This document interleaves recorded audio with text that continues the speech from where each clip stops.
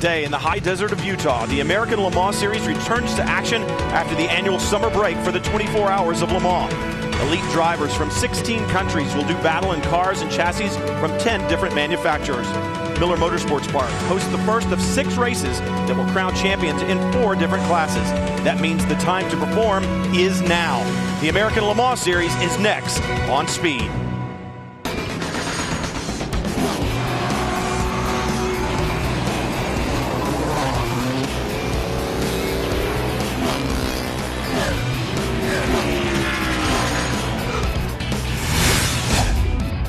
Just over the mountain from Salt Lake City and just a short jaunt to the Salt Flats that have seen so many land speed records over the years, Miller Motorsports Park is the site of round 4 for the American Le Mans Series presented by Tequila Patron, the Larry H. Miller dealerships, Utah Grand Prix. Hello everyone, I'm Brian Till, and after a 6-week break, the American Le Mans Series Championship chase begins in earnest. We've got 4 different classes of competition, and all 4 championships are wide open. We'll begin with the prototypes. For 2010, the P1 and P2 cars are grouped into one championship, and Dorsey Schrader has more on the prototype classes.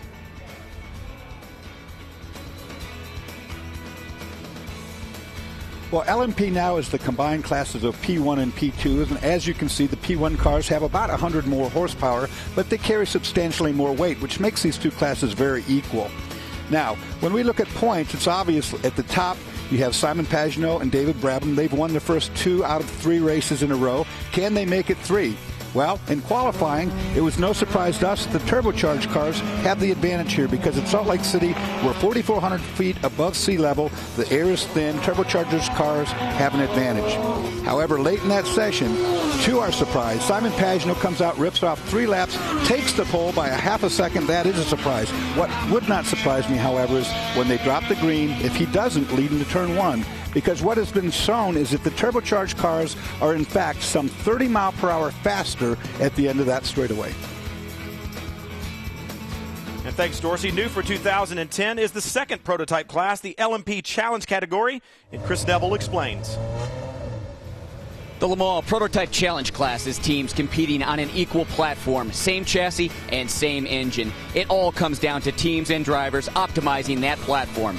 After 3 rounds, Scott Tucker and Christophe Bouchou lead Gunnar Jeanette by 7 points in the championship. But it was the hometown favorite, Gunnar Jeanette, grabbing the top spot in qualifying. He shares the car with Christian Zugel, his co-driver from Sebring and Laguna Seca. Next to the 99 on the grid is Scott Tucker's 55. Tucker will again compete in both the 55 and the 95, as the singular team goal is for Scott Tucker to win the championship.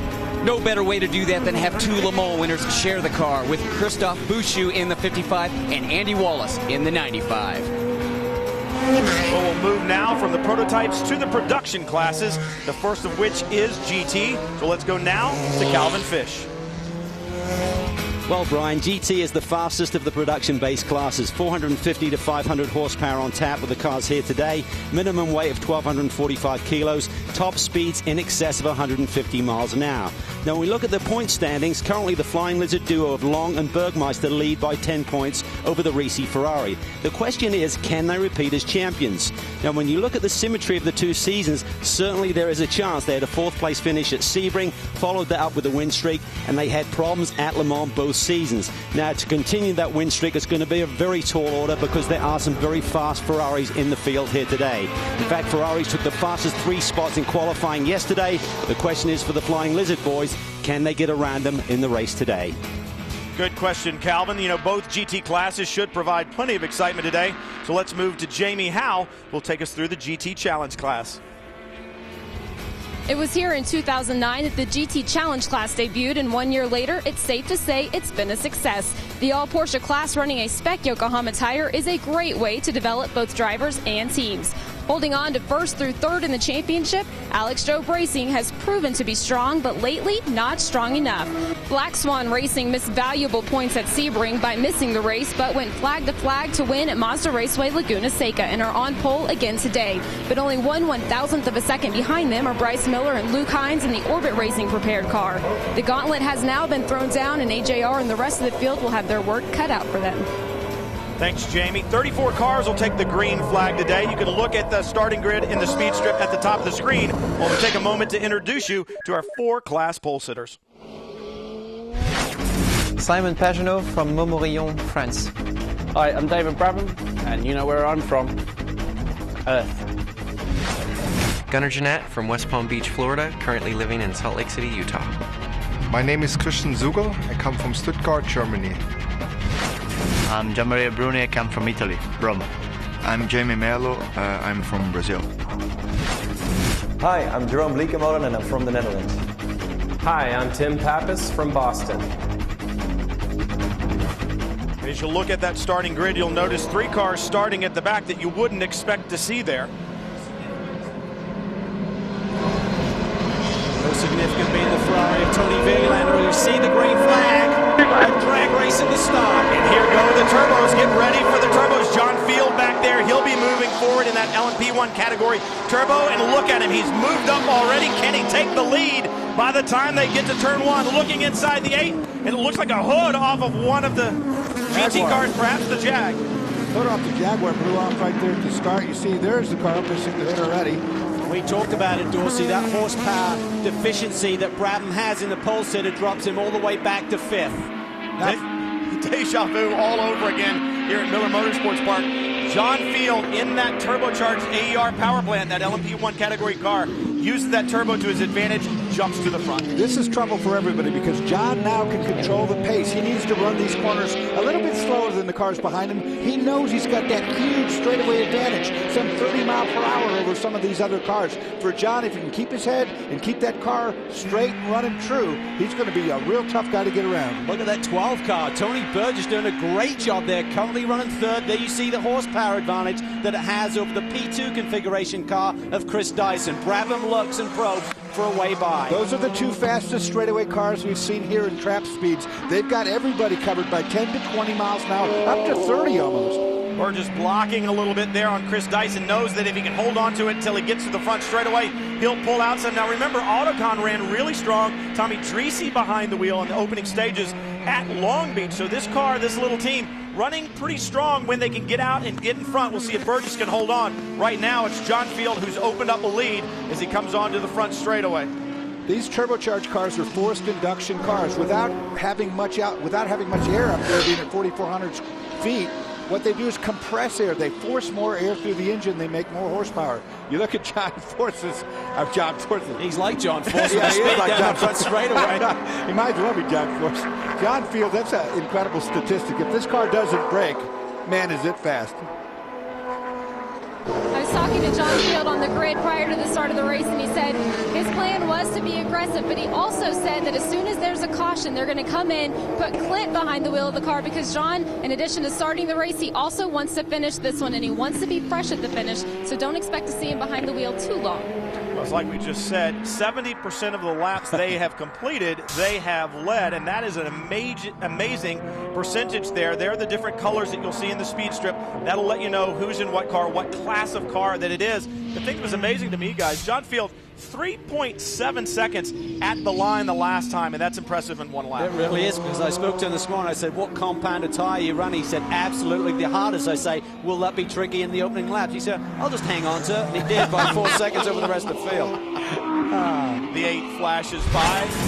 Johnny Cocker holding on. Let's go back to GT. You're right on board the 44, the Flying Lizard Porsche of Jürgen Bergmeister. They were so dominant here last year. Really the only way to explain it. And they just haven't had the pace that they had last year. This weekend, a problem for the 4 car.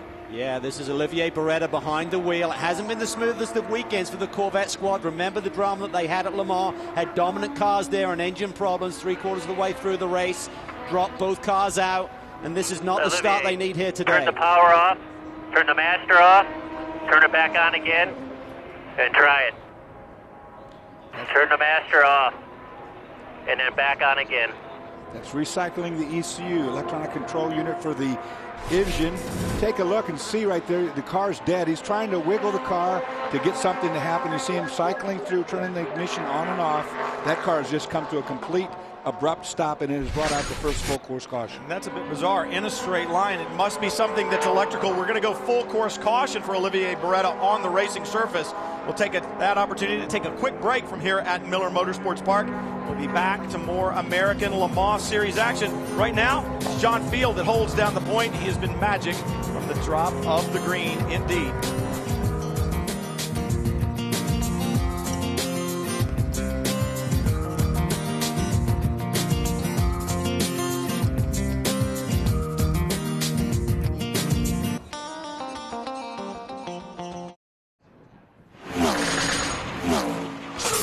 Speed's coverage of the American Le Mans Series is presented by Larry H. Miller Dealerships. With 42 dealers in 7 states, backed by 30 years and 1 million cars sold, see the one dealer driven by one person, you. Larry H. Miller Dealerships, driven by you. Brought to you in part by BMW, the ultimate driving machine.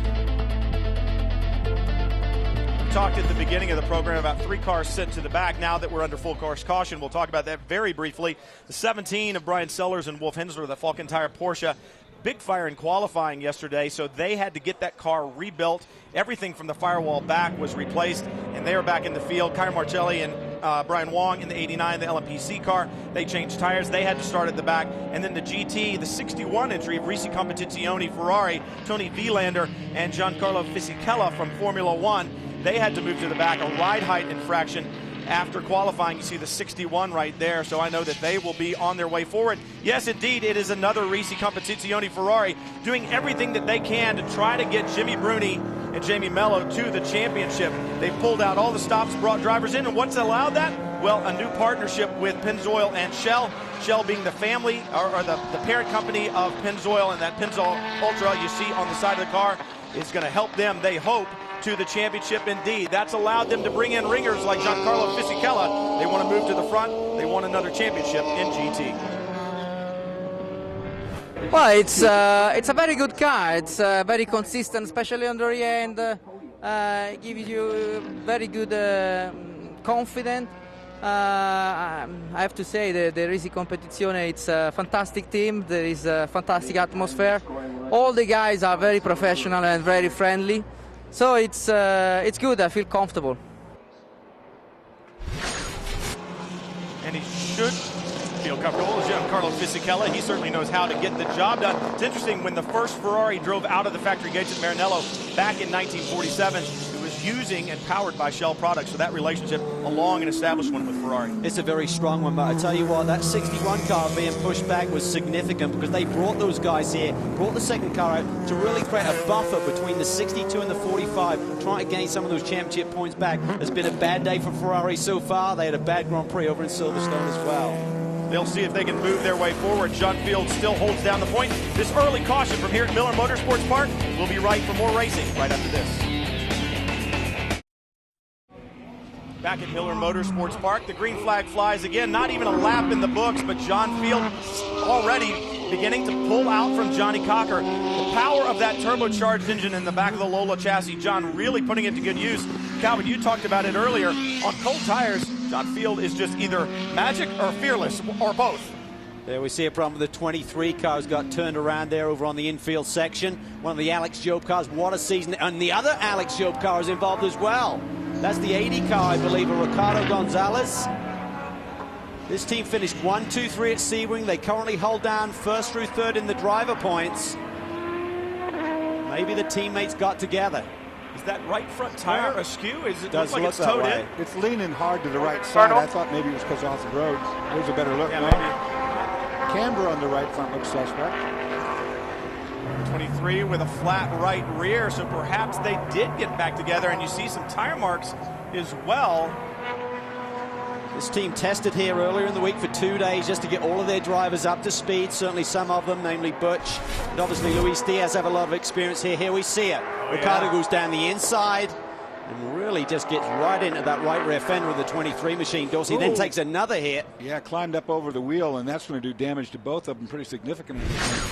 And that just wasn't going to happen. It was front tire to rear tire. That move was not there, and he tried to get it in there, and it's just a problem, obviously, for that team. Brings out full course caution yet again. And this is unusual. No one expected to see much caution here. There's not much to hit around here in terms of the racetrack, but certainly the cars are hitting each other. with Haven't seen a yellow cars, in 2 years. Now we've seen 2 and within about 15 minutes. 34 cars, they can hit each other. You see the 32, the GMG Porsche, one of the GT Challenge cars on pit road. Well, they've got a problem because they've pitted with pit lane closed, I believe. We're under full caution period. I do not believe the pit lane is open yet, so they'll probably have to sit and wait to service that car. And the 23 comes to pit road, which you would expect. Yes. He obviously has the problems that we'd chronicled earlier. Yeah, he can't afford to do another lap and damage the suspension Billy, any right further. here, right here. So the 23 to its mark. So they're going to go and service this car, but they're going to work on it as well. Probably end up with a penalty, but they've got to get this car repaired so in order so that they can get it back on track. Pit lane indeed is closed, so perhaps a strategic call by the GMG squad, or perhaps they had a problem as well and needed to come to pit road. Talked to James Safronis earlier about the 32 car, he and Brett Curtis, and they were really looking forward to today's event, but right now they're on pit road, and this is not good for the 80. So we'll take an opportunity to take another quick break. Before we do, make sure that you keep up with the Michelin Green X Challenge, which is a vital manufacturer competition with each 2010 American Le Mans Series race. It rewards the greenest prototype and GT team at each event. The race car that goes the farthest, the fastest, and with the smallest environmental impact registers the best score. So follow the competition throughout the season at AmericanLeMans.com. Underneath the caution one more time, and there is a good look at the field the way it runs right now. John Field wants to see this stay green without a doubt. And remember, ALMS not the only cars that ran here this weekend. The Patron GT3 Challenge ran as well, and some great competition indeed. American Le Mans Series competitors not the only ones racing here at Miller Motorsports Park this weekend. In fact, the Patron GT3 Challenge by Yokohama also running a doubleheader as well. Ross Smith took the victory on Saturday. You look through the field, back in 5th, Jorge Trejos also having a good run, and he would factor into round 2, which was run this morning. He would start from the pole, but the number 5 of Ross Smith still strong in that Maxwell Paper Products Porsche. A good battle here as well, but Michael Avenatti, bit of a problem down in turn 1, spins to the outside. Good battles everywhere. Kendall Smith in the 4, Enrique Cisneros in the 26, and Amadeo Quiros Jr. in the 14 having a good go. But in the end, that strength of the number 5, Ross Smith takes the victory 2 in a row here at Miller Motorsports Park. We'll be back to more American Le Mans Series competition from right here in Utah right after this. Saturday, July 24th on Speed, the American Le Mans Series continues their season at historic Lime Rock Park, where the world's hottest sports cars race alongside some of the most technologically advanced cars on Earth. Don't miss ALMS Live Saturday, July 24th at 2 p.m. Eastern, right here, only on Speed. Now, during this full course caution, we saw cars come to pit road, Calvin, and a lot of the GT cars. We thought they might be able to make it on one stop. Yeah, if we saw about 6 to 8 laps of yellow, they're saying they should be able to squeeze it out on just one stop. But what we've seen the BMW team do here is split their strategy. They've kept the 92 car of Tommy Milner out on the track. They may still be able to squeak it on one stop. It's going to be tight unless they see some more caution. However, they brought their other car in, the 90 machine, to top them up with fuel. That's Joey Hand. Most of the other significant GT runners came down pit lane. The one surprise is that I would expect Reese to have rolled the dice here a little bit, try and gain some track position with that 61 car that started at the back. I would have thought they would have done the same thing and kept him out. Interestingly enough, they did not. The pace car still on track. We talk about the Patron GT3 Challenge. We know the Patron high-cost entry, the Extreme Speed Motorsports Patron Ferraris. A lot of Patron around this weekend. And Chris Neville, I think you found somebody who was very interested in that Patron product as well. Yeah, Brian, the owner of Tequila Patron, John Paul DeGioia, coming to his first American Le Mans race in JP. First American Le Mans race, what do you think? I think this is over the top, so cool. I never could imagine all the different categories racing together. Our drivers are incredible. They're doing great. And what excitement there is here at this racetrack, my goodness. Well, I know you know a lot more about blending tequila than I do, but I know it takes a proper blend of agave nectar. And in GT racing, we've got a great blend of manufacturers out here. Oh, man, you know, you don't only need the manufacturer, you need the car, the driver, you need the whole team together. It takes a team effort. Well, he's also here with his daughter, Alexis, who is currently ranked 7th in the world in drag racing.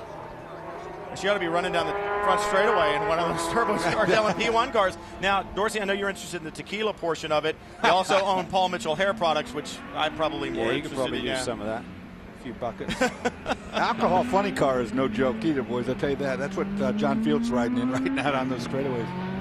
Behind the pace car, interesting to talk about that split strategy on the GT. And interestingly enough, as you said, Cal, the Risi Competizione team did not do that. Kind of surprised by that? I think so. I mean, I think they tried, you know, Vilander was starting at the back. He didn't have great track position, but they decided to keep him on the same strategy as the 62 machine. So it's just one of those deals. I mean, everyone's got to run their own race, and you've got different engineers running the various cars, but I just thought it would have been a good call to split the strategy there. Remember, we had a problem with the 4 earlier. That brought out a full course caution. Chris, what do you have on the 4? Well, Brian, I think we were listening to the radio, and it sounded like Olivier Beretta cycling that computer trying to get that restart. But what the issue was is they lost all fuel pressure. So when they finally got the car back to pit lane, they looked in the back half of the car, and what had happened is the power circuit that plugs into the main computer in the back of the car, which runs the fuel pump, had come undone. So they clicked that back in, got Olivier back out on the racetrack, currently 1 lap down to the GT leaders. That's devastating here. And the Corvette team, even though they've been so competitive since they moved to this GT, what was GT2 last year, look at the winless streak. It's been since the year 2000 that we've got to this stage of the season without them seeing a win. It's been some 10.5 months since that victory at Motorsport last year, Dorsey, and that's not something that Doug Feehan expects or wants. No, and of course after the dual engine failure from Le Mans, they probably pulled the power back. They're suffering in straight line speed here, but this was a mechanic mistake. I mean, if this is a plug that's become unplugged, it wasn't put on properly.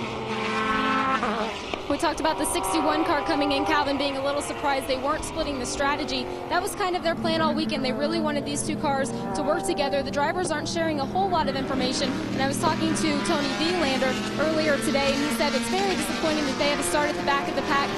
He and Giancarlo Fisichella were feeling very confident, but we are back to green flag racing. And back to Jean Field being at the front. And for Johnny Cocker, he's got to be going, I was right there with him at the apex of the last corner. Now look.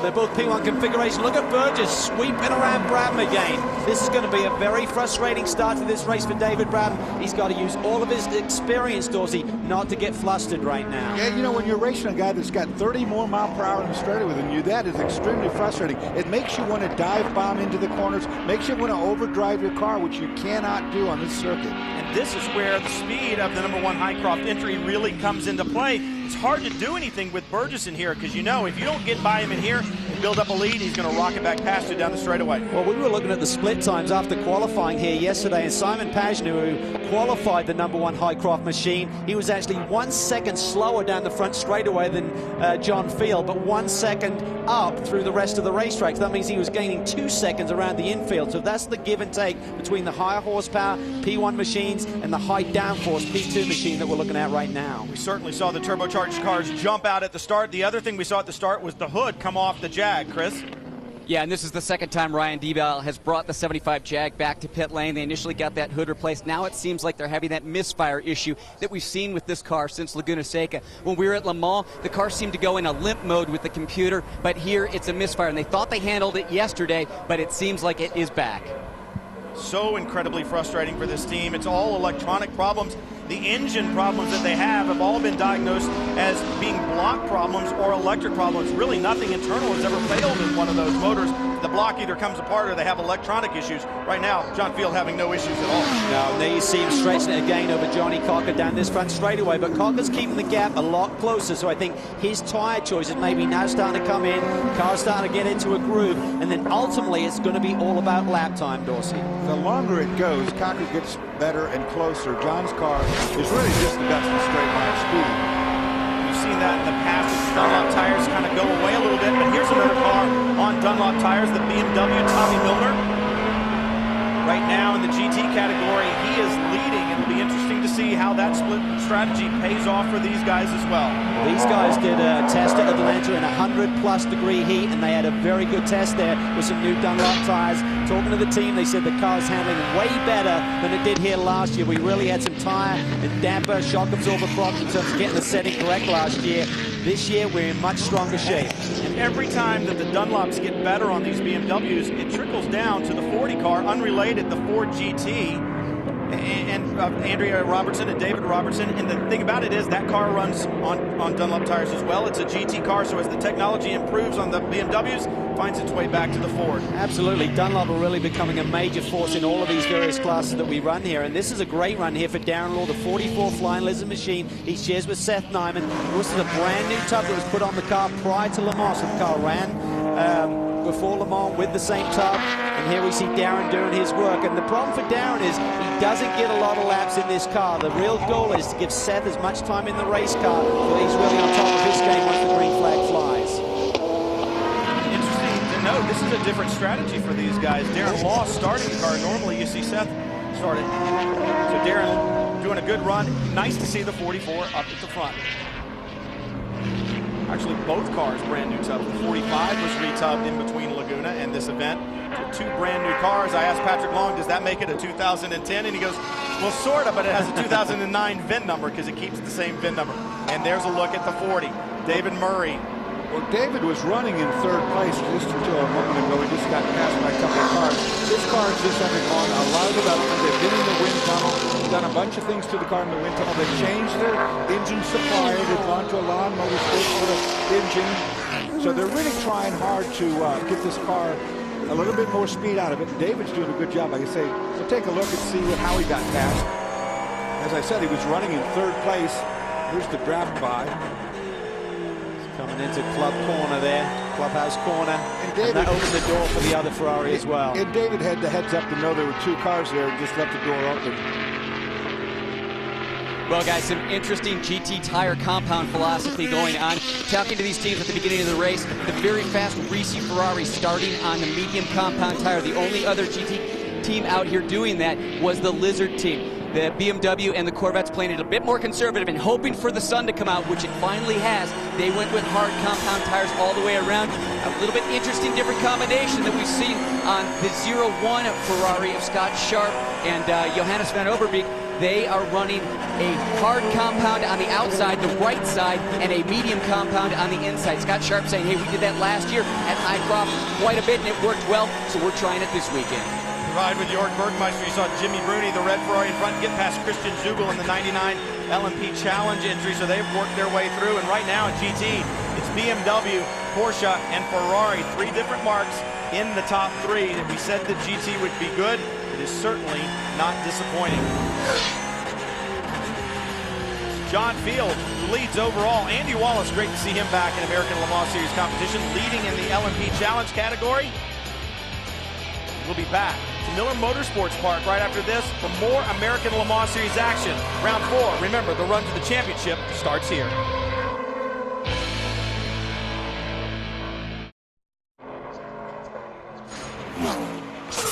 Speed's coverage of the American Le Mans Series is brought to you by Damp Rid, because the key to mold control is moisture control. Control them both with Damp Rid.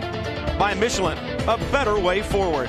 And by Mazda. On any given weekend, there are more Mazdas road raced than any other brand.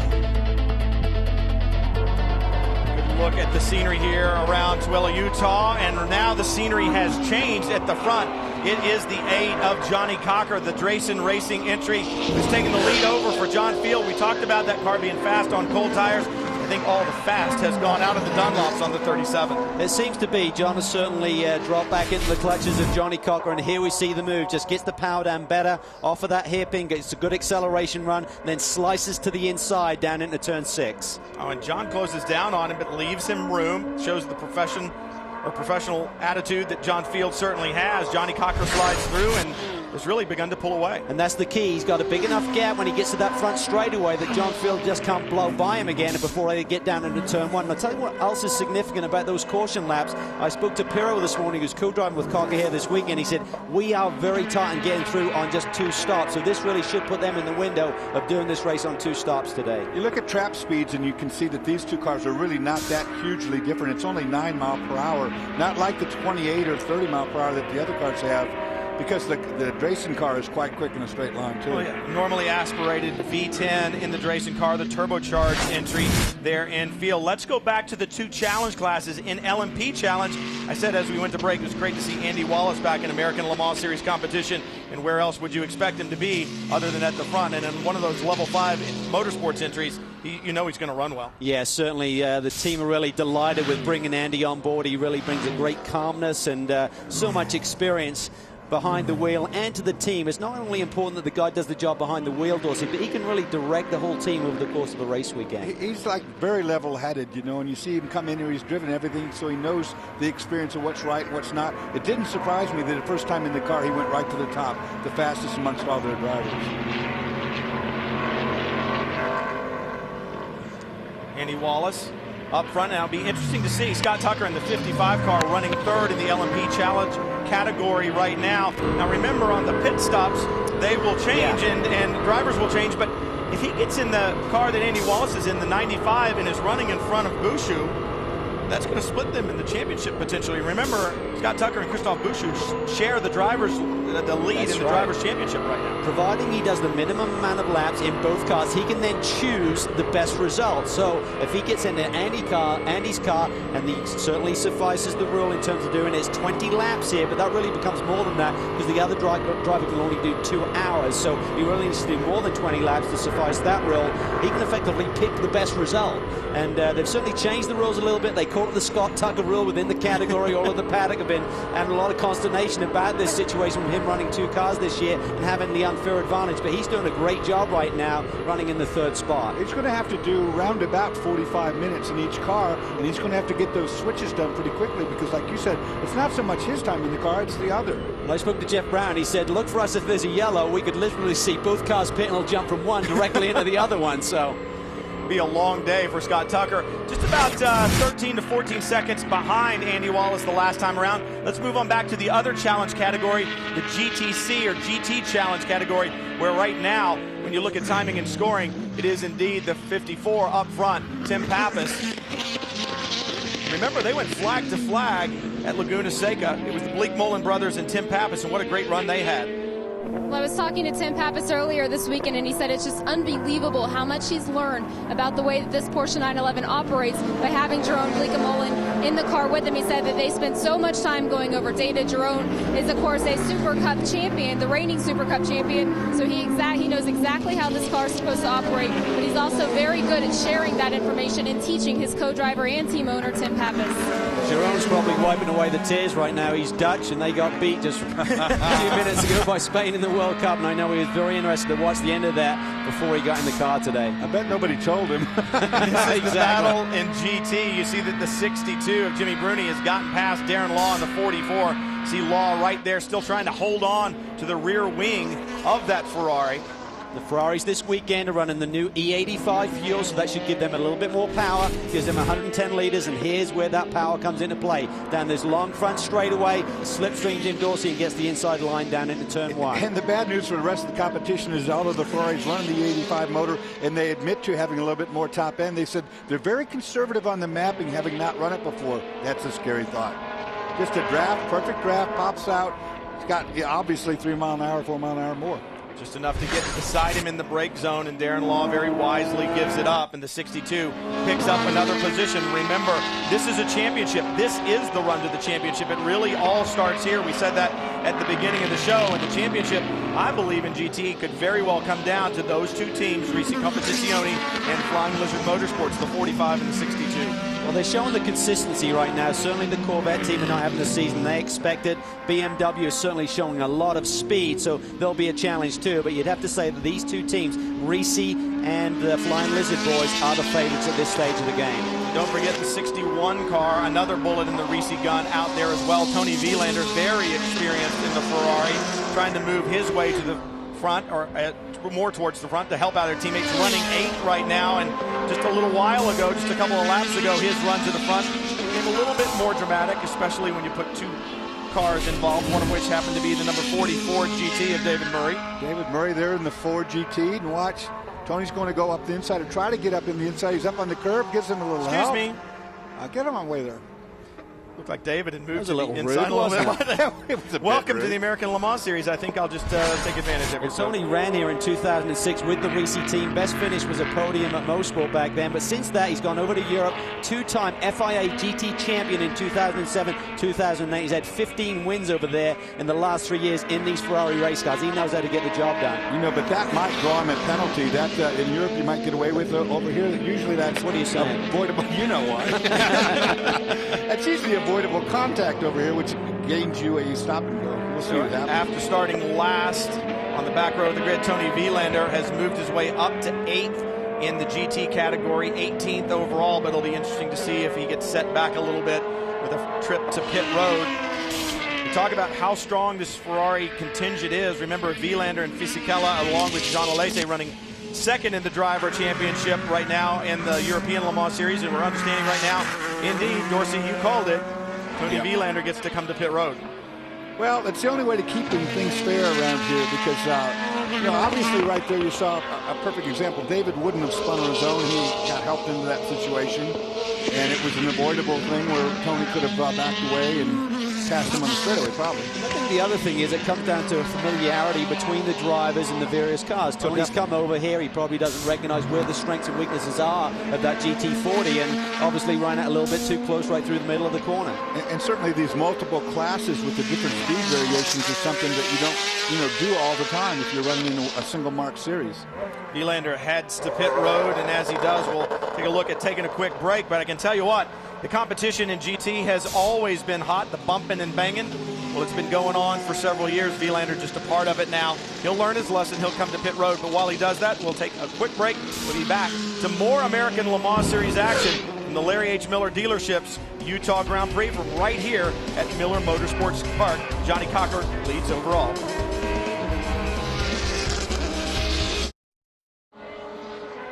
American Le Mans Series competition continuing here at Miller Motorsports Park in Tooele, Utah.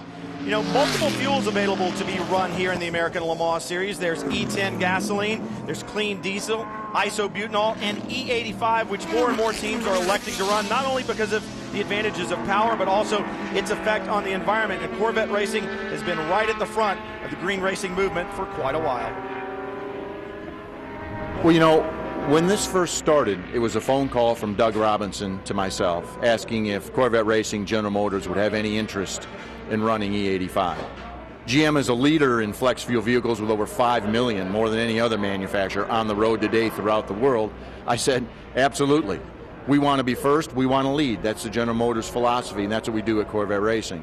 And you only have to look around the paddock now to see that, guess what? Ferrari's running E85 at this event. Porsche's been running E85. They watched what we did. They watched the success that we had. They too want to become environmentally aware of what we do here at the American Le Mans Series. They've stepped up their game. They're now part of it, and I applaud that. Johnny O'Connell running 5th in GT right now on E85. We talk about other competitors as well. Corvette Racing switched to that E85 back at Mid-Ohio in 2009. BMW, Laguna this year. Risi at Sebring this year. Flying Lizards at Sebring this year. And Extreme Speed here at Salt Lake City. So you can tell that there is certainly a movement afoot to move to that E85. It does produce good horsepower for these guys.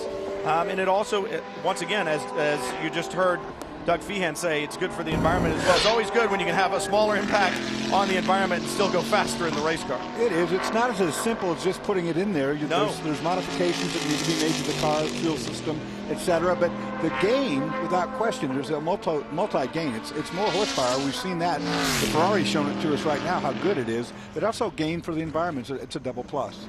And don't be surprised to see the Robertson Racing Team, the 40, that Ford GT, on E85 as well. They've got some changes to make. Dorsey alluded to it. You got to change the fuel cell. You got to hard anodize the aluminum fuel rails and things like that, fittings and whatnot, seals. You got to make the fuel cell larger because it requires a little bit larger fuel cell. But don't be surprised to see them on E85 by the end of the season. Don't be surprised to see them with maybe 2 Ford GTs at Petit Le Mans. That is huge news. They're certainly trying to get the second of the chassis. There's one destroyed in testing early this season at Sebring. So the Robertson team going to hope to get that car ready to run at Petit. 2 cars and maybe 2 cars for next season if the funding can be found. See Gunnar Jeanette climbing behind the wheel. Reason for this is we're now under the 2-hour mark. So Kevin Jeanette, Gunnar's father, has made the call here. Jamie?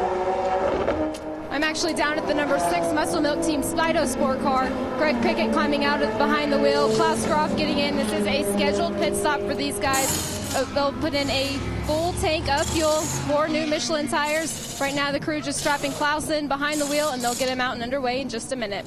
And again, the significance is the driver who was in there had to do 45 minutes. Otherwise, the guy getting in now would exceed the 2-hour maximum rule. This is why these guys have made that call. Now, this Porsche RS Spyder got a rule change new this weekend. It got a reduction in weight, some 20 kilos, which is 55 pounds. So instead of being 1,820 pounds, this car now weighs in at 1,765. So that's a performance adjustment made by the series. You can see there as he's accelerating out of the pit lane. This was brought up in the drivers' meeting this morning. Oh, we see a car slowing there. Is that the 89? The 89, it looks like. Very slow. See the lights on and off, trying to recycle the ignition and get it fired. I do believe it is the 89. They're having a problem just a couple of laps ago, so that's a shame because this car has really performed very well this weekend. They're really starting to find their stride with this LMP-C machine for the Intersport Racing Group. Kyle Marcelli joining that team, and this is significant. The 45 car is there. Jamie. Yes, this is a bit shocking. This is the second time they've been in, but their first trip to pit lane, they took fuel only. Now it looks like they are taking a they did top off with fuel as well. I think there was a right rear problem there, Jamie. It looked like the car was down on the right side because they pitted along with everyone else. They should have been good to go on one more stop, so this has really put them off their sequence. They're going to have to really work some magic now to get back in the heat of the battle. I think driver must have felt a puncture there and brought the car in because it wasn't totally flat. And I agree with you, Calvin. Right rear was down.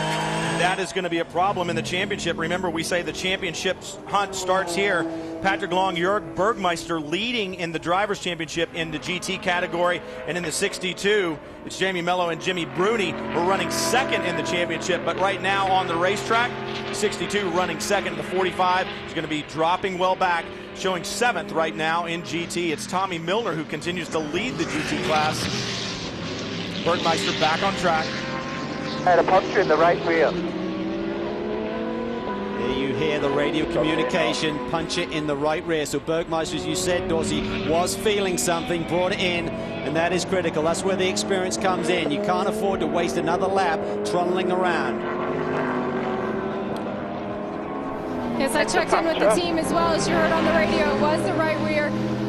They brought him in, did take 4 new tires, so he should be good to go after this. You know, I talked to Patrick Long earlier in the weekend about their pace in qualifying. They just have not had the pace in qualifying the last couple of rounds. They have raced very well. In fact, they've obviously won the last 2 rounds in GT. Patrick said, look, you know, this Porsche design, it's a little bit older. We're just massaging what we have. We're finally getting the last little bits out of it. The BMWs, the Corvette, the Ferraris, well, it's almost like a new machine to those guys. The strides they're going to make are going to be bigger than the strides that we make. So we're massaging it, doing what we can. We're going to use race strategy and racecraft to try to get to the front and win this championship. Keith Bergmeister right now, he has stayed on the same lap as the GT leaders. So if they catch a break and get another yellow, it may play into his hand a little bit. Could imagine if everyone rolls down pit lane, he'd need less fuel to go into that car because they topped him up. There was a puncture confirmed on the right rear, hole right in the center of the tire. I see that. See the red. The 95 car, guys, is smoking pretty good at the back and coming off corners. Now, that was a great indication, though, of 3 of the 4 classes that are running right now. Andy Wallace in the 95, the black and red LMP Challenge category. And then you see the number 1, the Highcroft entry. That is an LMP car. And then the GT2 45, or the GT car, the number 45 of Jörg Bergmeister, gives you a pretty good indication of the different performance characteristics of these type cars. And the GT Challenge car, so all 4 of them are right there. Now watch Andy Wallace in the 95 there, because that's the car. I don't know if it's tire smoke, but he certainly, the middle car there, he's the leader in LMP-C and definitely has something going on that's causing smoke. I saw him lock him up coming into that hairpin turn, number 5, known as the Black Rock hairpin, a lap earlier, but I can't see any damage to either of the fences on the front aero there or anything, Dorsey, so it's kind of strange. Just a little bit there again. It might be just a bit of tire rub. And he's loading it up pretty hard through the corners. Is it the undertray, perhaps, that's on the ground in places around the racetrack? Well, you see, it's definitely more prevalent in some areas than others, but it was really pretty bad going down in turn 1. Got a good look at the performance of the different categories right there as Andy Wallace continues to lead in the number 95, the level 5 Motorsports entry. The 02 is on pit road. Yeah, starting to see some driver changes in GT as Ed Brown handing over to Guy Cosmo. Yesterday in qualifying, Guy Cosmo really struggled with this Tequila Patron Ferrari. He first of all had a slave cylinder that was failing, but also said the back end of the car was just incredibly unstable. So this team essentially just went over to the setup that was on the 01 car because they had so much success with that. I'll have to check in with the team in here a little bit and see how that setup is working, but a good stop by this team and getting Guy Cosmo back out in the fight. Guy Cosmo back out, and that'll run through the order, kind of mix things up a bit, but you can keep up with all of it because you can become a follower of the American Le Mans Series on Twitter. You can get the latest news and post your own comments. You can find the series at ALMS Notes. Check it out. Or try the series' official Facebook page at facebook.com/ALMS.official. And you can keep track of all the goings-on in the American Le Mans Series. There's a look at your 4 class leaders right now from Miller Motorsports Park. Looking for the latest stats and results from the track? Stay informed using Speed TV's comprehensive American Le Mans stats package for the latest practice and qualifying reports, race results, and driver standings. Get more at the ALMS section of Speed.com. Right now, full course caution for the 89, the LMP Challenge entry. It was Kyle Marcelli behind the wheel when the 89 had the problem on track, and right now, one of the safety vehicles towing that crippled number 89 back out of harm's way. The pace car is definitely out on the racetrack right now. This is the 3rd full course caution of the day. Typically, you don't see a lot of full course cautions here at Miller Motorsports Park. Not a lot to hit, but the contact today has either been between cars or mechanical issues, and the field lining up behind the pace car. And this will be interesting as the pits open. We'll see who comes to pit road, what's going to happen as it cycles through the 45. Will he lose a lap? Will he be okay? We'll find out. I think he got hurt here, Brian, because Tommy Milner, the leader in the GT class, is effectively at the very back of this pack. So Bergmeister is between them. There's Bergmeister. The leader's obviously in front of him, and Tommy Milner is behind him. So he's almost 7/8 of a lap up on this 45 machine. If Bergmeister had been in front of the pace car right now, he'd have gone all the way to the back of the pack and closed that gap up. He's really got hurt by the positioning of the pace car within the field. They're at the very back of the pack door, so you can see the white BMW, and that is the GT leader. Yeah, that's going to put him, like you say, 7/8 of a lap behind. Once they push everybody by, they'll be looking for Milner in the BMW. He'll stop behind the pace car, and that's going to hurt significantly Jörg Bergmeister's chances today. I don't think we're going to see a lot of GT action on pit lane. However, remember, Tommy Milner did not make that pit stop early, so they've got to certainly work out their calculations. I think this is right in the window for a lot of the prototype cars to make a pit stop. However, we're 58 minutes into this race. That should allow them to do it on just one more stop. And we know that the 62 of Jimmy Bruni did stop early and do that fuel stop. The 3, the 90 as well. So really, it was, I think, Milner, one of the few that running on that different fuel strategy. He's up front, and of course, they're going to have to play that hand that they have right now and make sure that that works to their advantage. Right now, it is an advantage, but they could throw it all away with a wrong call on another full course caution or simply pitting it at the wrong time.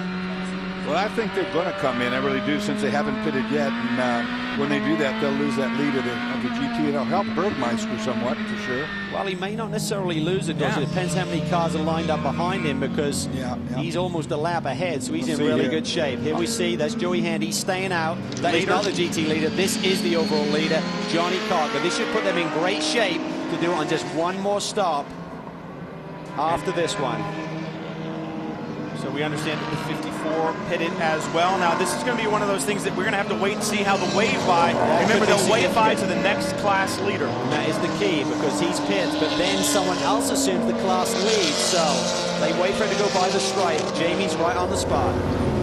Yes, the number 8 car did just pull to a stop. They are going to do a driver change. Johnny Cocker getting out, Emanuele Pirro getting in.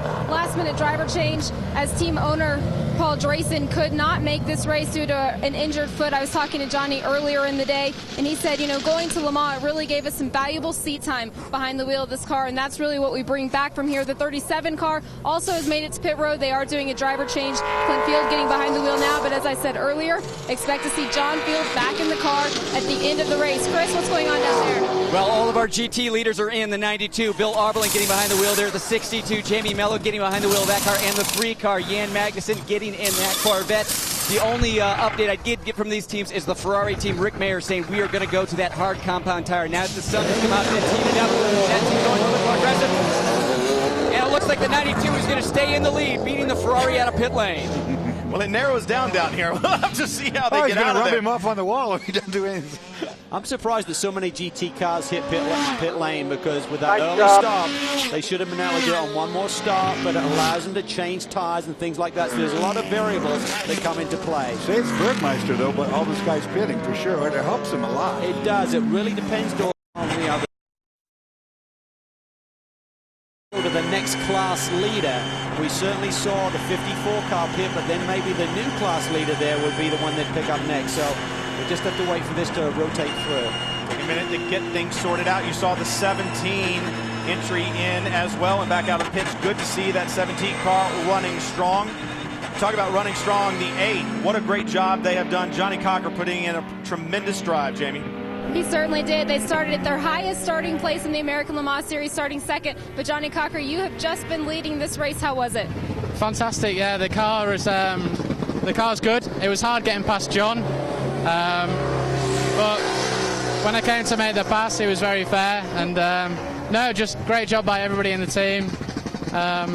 We've been doing a great job all week, really, and it's nice to kind of just make that step up and lead the race. And it's a new experience for me, first time to lead an ALMS race, and I was loving it, so it was great.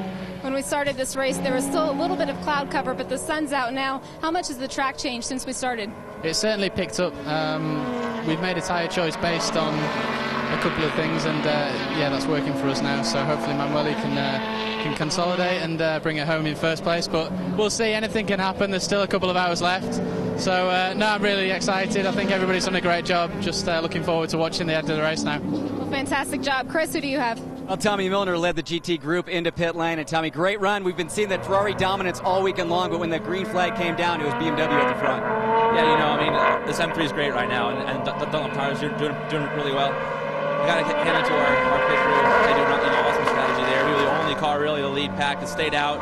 And that early yellow, we stayed out. We got lucky for sure with the yellow that came out right when we needed to. Able to pit. Great pit stop by the guys. Got out ahead of the 62 car, and now we're right back in the hunt now. We were a little off sequence. Now we're right there again. So I'm looking forward to it. Well, this team was running the hard compound tire, the Ferrari on the medium compound tire. As soon as that sun came out, did you guys make the right call? Yeah, we qualified on a hard set. So. You know, our pace was good early on, which was encouraging, and now the sun's out, which is great for us. So hopefully the Ferrari will start dropping back a little bit. We'll have to see if Bill Auberlen can keep that BMW out front. Well, a new hand has now been dealt. This last full course caution has mixed things up. You heard Tommy Milner say it. You see Bill Auberlen behind the wheel of that BMW as the wave-bys begin. The field gets sorted out. We'll get ready to come back to more green flag racing. Round 4 of the American Le Mans Series right here at Miller Motorsports Park outside Tooele, Utah. It's been a great one. What a great run for the 8 car. We'll see if Emanuele Pirro can give Drayson Racing its first victory.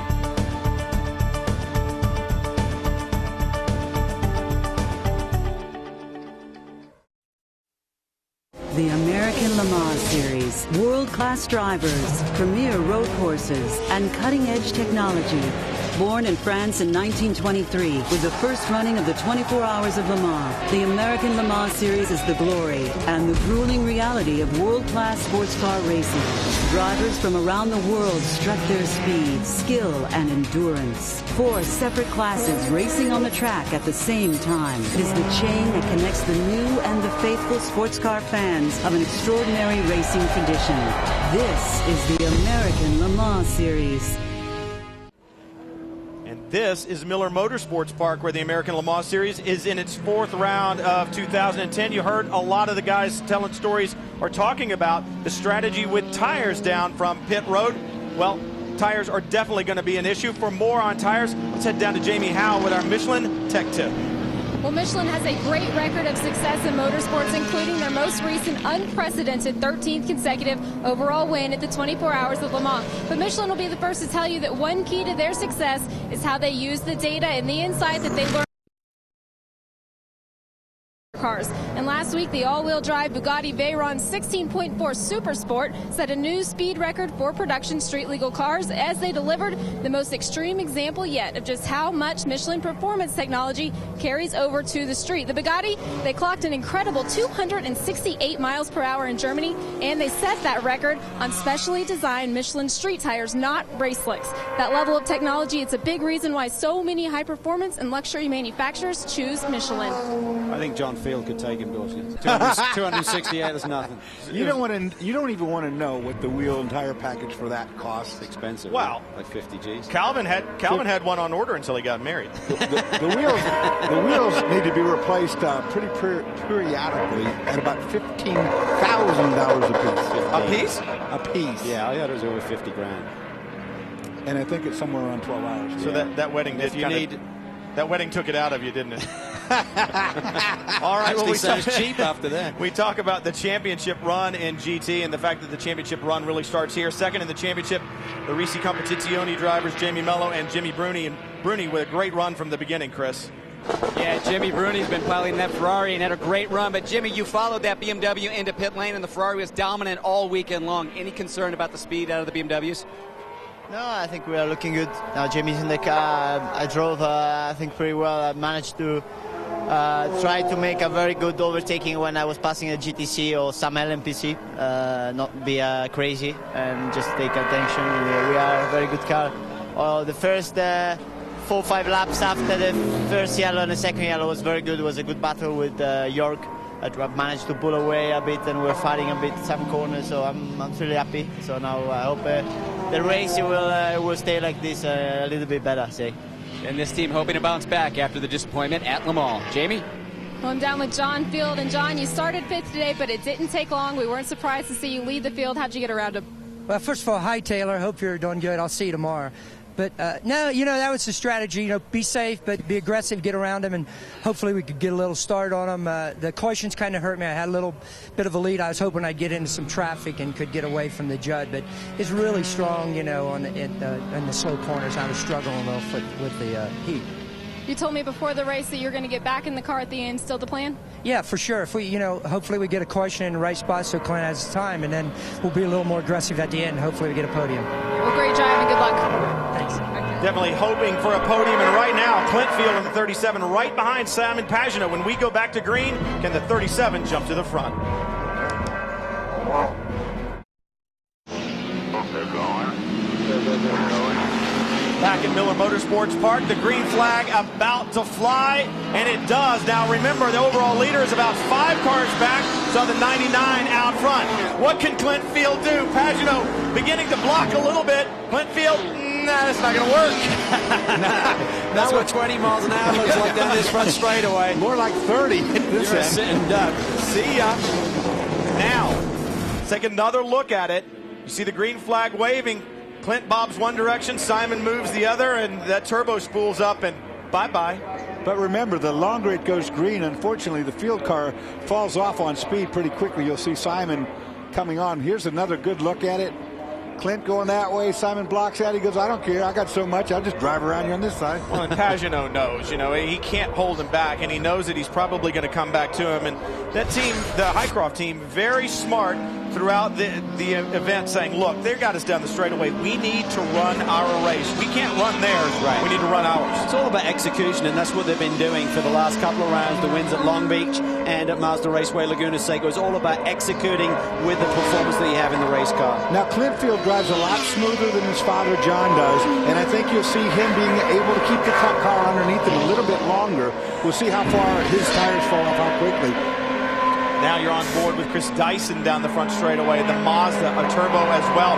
Running on the isobutanol fuel, running 4th overall. And that Mazda power plant seems to really be working well this year. They've not had the mechanical issues that they've had in years past. They were devastated, though, at their track, Mazda Raceway. They had the dominant car that weekend, and Guy Smith took the lead from Marino Franchitti in the late going, and then they had a mechanical failure, Dorsey, and that was a tough one to swallow for that whole team, particularly for Mazda. It wasn't an internal part like it had been in the past. It was actually a camshaft gear, which I guess you could say is an internal part, except it's on the outside. But other than that... That would make it external, right? Well, yeah. Depends on where the brake was. Powered internally. Depends on where the brake was, actually. Well, even the problem that they had in Sebring was not an internal part of the engine per se. It wasn't a rod issue or a valve issue. Engine didn't come apart in that fashion. They've done a lot of work. They really built up the whole architecture of that engine, make it a lot stronger to really withstand the forces that little turbocharged engine goes through. Well, I think it went through a development where it added 3 kilos of weight to the car, or to the engine. It might be off on that a little bit, but it added weight to it in the places where it was weak. They added some more material to eliminate the failures they'd be seeing. And it has really done a lot for this engine. About 5 kilograms heavier on the motor, so you were pretty darn close there, Dorsey. So not a lot heavier, but it beefs it up, and that's really what they needed. You see the Castrol colors on that car this weekend, part of the BP family. You saw BP colors earlier. Now they've moved to Castrol, back to GT. It's the 62 car. Jamie Mello running in a very familiar spot. That red prancing horse up front in GT. He's got around Billy Aldrin, so he's taken the lead away in GT. And this car has been so dominant this weekend. We talked about it. They did some testing here, and they've got the new E85 motor in. Here we see it. Trying to get the jump coming off that last corner, Dorsey. Looks like he got to the throttle quicker. And now just look at the ponies go to work. He was already gathering up the BMW coming off of the apex. It doesn't happen down at the end of the back straightaway. In fact, almost call it a mile an hour or two down the straightaway. It's not a huge advantage. I think the advantage came with the throttle application and or the drive off the corner. Did you see Emanuele Pirro go whipping through that? And that's not even one of the turbocharged LMP1 category type cars. He's very excited about the opportunity here this weekend. He should have been running at Le Mans in the classic Le Mans race this weekend, but got the late call. Unfortunately, Paul Drayson hurt his foot last weekend at home around the swimming pool, so he made the decision, I'm not fit to drive here. Fortunately, they have Emanuele on board in terms of running at Le Mans, running all the endurance races this year, so it was easy to make that call, and he's going to fit in immediately and be very effective in this racing car today. And perhaps some good news for Corvette fans as well. You saw the yellow number 3 in the background there. That is Jan Magnussen in the 3 running third, and that is good because they have had problems. We've chronicled the issues that they have had, that long dry spell, so good to see the Corvette running up there. They had a great run in the latter stages at Long Beach, but other than that, there's really not been a lot to talk about for the Corvette squad. They've been knocking on the door. They've always been there, and I think right now what we're looking at within this GT category is that the gloves are off. I mean, so many of these manufacturers were so concerned about going over to Le Mans, showing too much speed in the early season here in the American Le Mans Series, and getting a penalty, getting a handicap. In fact, the BMW had to run with a smaller air restrictor over there because of what happened over in Europe a few races ago. So everyone is aware of that. Now we're through Le Mans. I think the gloves are off. Everyone's going to show their true potential of the race car. And this team is actually, believe it or not, they're still learning this car. They're still developing this car. Every time we see it, every race, Doug Behan and the boys have done a little massaging on this or a little massaging on that to make this a better vehicle. We talked about the latter stages at Long Beach. They finished second there, and I should give some props to the sister car before it did finish third at Laguna, but it's been very, very un-Corvette-like. We've talked about that. Well, we saw, again, a mistake today, or we assume a mistake on the 4 car when the fuel pump became disconnected wiring-wise at the back of the car. Now, that's something you can only attribute to whoever put that particular junction together.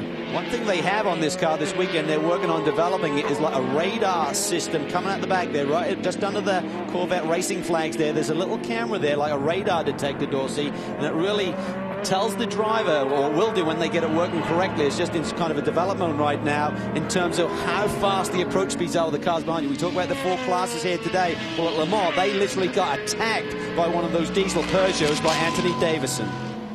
Well, we'll take a look at what you're talking about too, Calvin, because this was full-on attack. Watching the Corvette gets pushed out wide, gets in the dirt. That's at 150 mile per hour. Now, I know it looks kind of benign, and you go, well, what was the problem there? Well, that's not a place where a prototype, I've spoken to everybody, including David Brabham this weekend, and he said, You just don't put a prototype there. You wait. It doesn't matter how fast or slow the car is in front of you. You wait. He went to the inside, and Collard tried to stay out just a little bit, got on the gray, and there's no room for any place except on line through the Porsche curves. Well, Calvin, you were just talking about the radar system on the back of the Corvettes. Those systems are not active today. They are still testing those systems. And essentially, it's the same thing that we're starting to see in street cars that alert you when somebody is in your blind spot, and also the same system that's on the front of some luxury street cars that helps slow the car down if it's in cruise control mode and you're catching a car in front of you. But Corvette's doing it a different way. They're facing it out the back. It has a radius of about 100 meters out the back and can tell the driver when a car is closing at a high rate of speed. Once it gets within that radar, it can also alert a driver if there is a car that's just following at the same speed. So once they get that system out, just another aid for their drivers to focus on the driving in front rather than what's going on behind. I think the key is, Chris, they try to develop that to have the car on by the latest at Petit, and the reason being is Anthony Davison is back that weekend.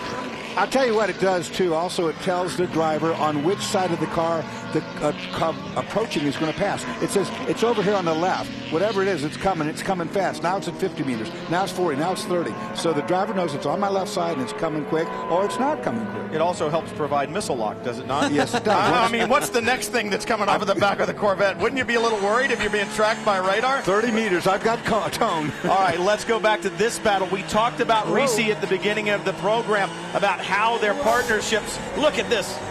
That is the 61 Risi Competizione Ferrari, 2 cars up. And the thing that's important, we talked about their partnership with Shell, allowing them to run a second car. And the importance of the second car was that it helps aid in the championship hunt. Right now, it's the 45 and the 61. And with that 61 in front of the 45, makes it very, very difficult for Patrick Long and Jörg Bergmeister to hold on to that championship lead. Scott Sharp is there also in the Patron Ferrari, the black and green car, and right behind that, the Corvette. This is a big tussle going on here. But this is exactly why they wanted that second car here this weekend. They need a point to pad the point spread between the 62 car. If it can go out there and win this race, they need to get as many cars as possible between it and that 45 Lizard car. So the points lead right now is 10, even though it's very early in the season. You saw the 0-1, the Extreme Speed Motorsports Ferrari in there as well. Scott Sharp behind the wheel. They are a lap down, at least right now, struggling a bit, but in there in the fray as well. But you see the 45 trying to chase down the Ferrari. That 4 car with a Corvette, that's also laps down from earlier on when it had a fuel pump get disconnected. Well, Race Hub on AmericanLeMans.com has all the content you need to follow the American Le Mans Series, including live timing and scoring, featuring an electronic lap chart, American Le Mans Series Radio, and many other features. So log on now at AmericanLeMans.com and get even more information as you follow the race. Clint Field, right now, out in front. Can Intersport take their first victory overall?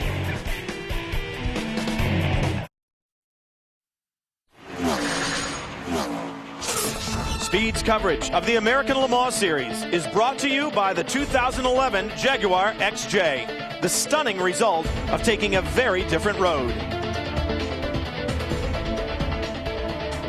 Look at the beautiful mountains, the Ochre Mountains on the west side, or south side actually, of the racetrack here. Simon Pagenaud has worked his magic again. We talked about Highcroft using their plan, working their plan to get to the lead. He has done just that, and we saw the problems for the 37 very fast in the hands of John Field earlier on, but now Clint Field ran into the same issue. Actually, a little bit of traffic I think helped out on this. There. Certainly it brought Clint a little bit. He really got the hammer down, did a great job there in the laps after we went back to green flag racing. But this is where the downforce of that P2 configuration car that Highcroft are running, even though they're running in a slightly lower aero drag downforce configuration here this weekend, they ran a new bodywork style at Le Mans, gives them a lot more straightaway speed, but not as much downforce in the corners, Dorsey. And the problem with that car is in the regulations, once you switch over to the near aero configuration, you can't switch backwards and forwards. So they've got the new rear wing on, and they're really just trying to, it's kind of a hybrid in terms of the old versus the new aerodynamic configuration. Well, I just checked in with David Brabham. He said the car felt pretty good during his stint, but their issue is when they're in traffic. When they're running alone, they can run quick, consistent laps, but they need that clean air to get to the engine in order to stay that way. That's what he told Simon. Make sure you're careful in traffic, mind where you are on the course at all times, and we should be able to get to the checkered flag still in the lead. Well, Emanuele Piero, in the meantime, has also gotten by Clint Field, also in traffic, I should say, as he was working over the back of Clint. This car of the Fields, it takes off really strong, but it runs off its tires, or it gets to be a handful very early on, and it falls prey very quickly to the better handling cars behind it. They need a late race caution to either cool their tires or to duck in and get some fresh Dunlops, if that's going to be the case, if they are going to win here at Miller Motorsports Park. That is Highcroft team's biggest nightmare, is to have a late race caution here. They seem to have the strongest car over the course of the whole lap. However, the racing machine is pretty close. Fastest lap to fastest lap. They're within 1/10 of a second or so right now. So certainly that car is very fast in the hands of Pirro. Just moments ago, the 6 car with Klaus Graf behind the wheel set the fastest lap of the race. So that Porsche RS Spyder, very quick indeed. It's very fast here. Remember, the first 3 years that we ran here, the Penske's won 3 in a row in the P2 category. And Owen Hayes, who's the engineer then with the Porsche team and with Penske, is helping out this team on a regular basis. So all of the secrets are untapped with this muscle milk team. And certainly Klaus Graf has got the hammer down right now. The car looks to be working very, very well. And remember, this car just got the benefit at this race of a 20-kilo weight break, so 55 pounds lighter than it was up until today. And in fact, you talk about them winning 3 times in P2. 2 of those in 07 and 08 were overall, and they beat a turbocharged diesel entry from Audi. So this car, very good. They know how to play the strategy, and I think that this track really kind of suits this car. Good aerodynamics, not a lot of drag with the downforce that they have, and that works here at altitude. I think for ultimate lap time, you need downforce. You need the handling abilities that these P2 configuration cars have, like this car, the 6 car, the muscle milk car, and the Patron Highcroft machine as well. But the problem is, Dorsey, you're fighting that battle down this drag strip right here. You've only got that one straightaway, though. It's a very long straightaway, but with those 15 corners, I agree with you. This racetrack, because of the sand, being out in the desert, is known not to have a lot of grip. It's a very slippery surface. Klaus Graf flashes by the front straightaway in that Porsche RS Spyder. Remember, this is not the direct injected engine that we saw Penske run. We'll move a little bit further back now to the 6th place car overall and in LMP. Brian Willman in the Autocon entry. Another one of those rocket fast open cockpit LMP1 type cars here down the front straightaway. 3,400 feet is the front straightaway in length, and these things, when we say rocket, we're talking close to 200 miles an hour. Did you see the angle of Brian's head as he sets up for that corner there? He's almost got his head at 45 degrees, just looking through the corner, and then he lets this rocket fly nearly 200 miles an hour. This car will reach heading down to turn 1. I spoke with Brian Willman earlier in the week, and you guys can notice they're turning much more consistent laps than what we're used to seeing at this point in the race. But that's because this is the first track that they've tested at all year long prior to the event. They said that testing has been huge for them this week. When they rolled off of the track for race time, they felt pretty good about the setup that they have. And at this point in the race, they're still feeling good with the car that they have. And you talk about a small team that does a lot with a little. I mean, this is a group of guys who love to race. Michael Lewis, who owns the program, also a very good shoe. We know him from Trans Am, SCCA, GT1 type categories. Drives the prototype as well from time to time. And they do a lot. They make this car run well. I talked about in the hands of Tommy Derisi at Long Beach this year. They ran very well until a problem in the early going. Yeah, they really do, and Mike Lewis does a tremendous job on the amount of funding that he has available. All 3 of those guys drove at Le Mans, but they had a devastating start to the race there, didn't really get very far, but they keep digging deep, they keep grinding it out, and right now, Brian Willman having a great run here, currently running in the 6th spot. 1 hour and 13 minutes to go from Miller Motorsports Park in round 4 of the American Le Mans Series, the 2010 schedule. Simon Pagenaud, who leads overall. Jörg Bergmeister, you saw him. They're trying to figure out how to get to the front in GT.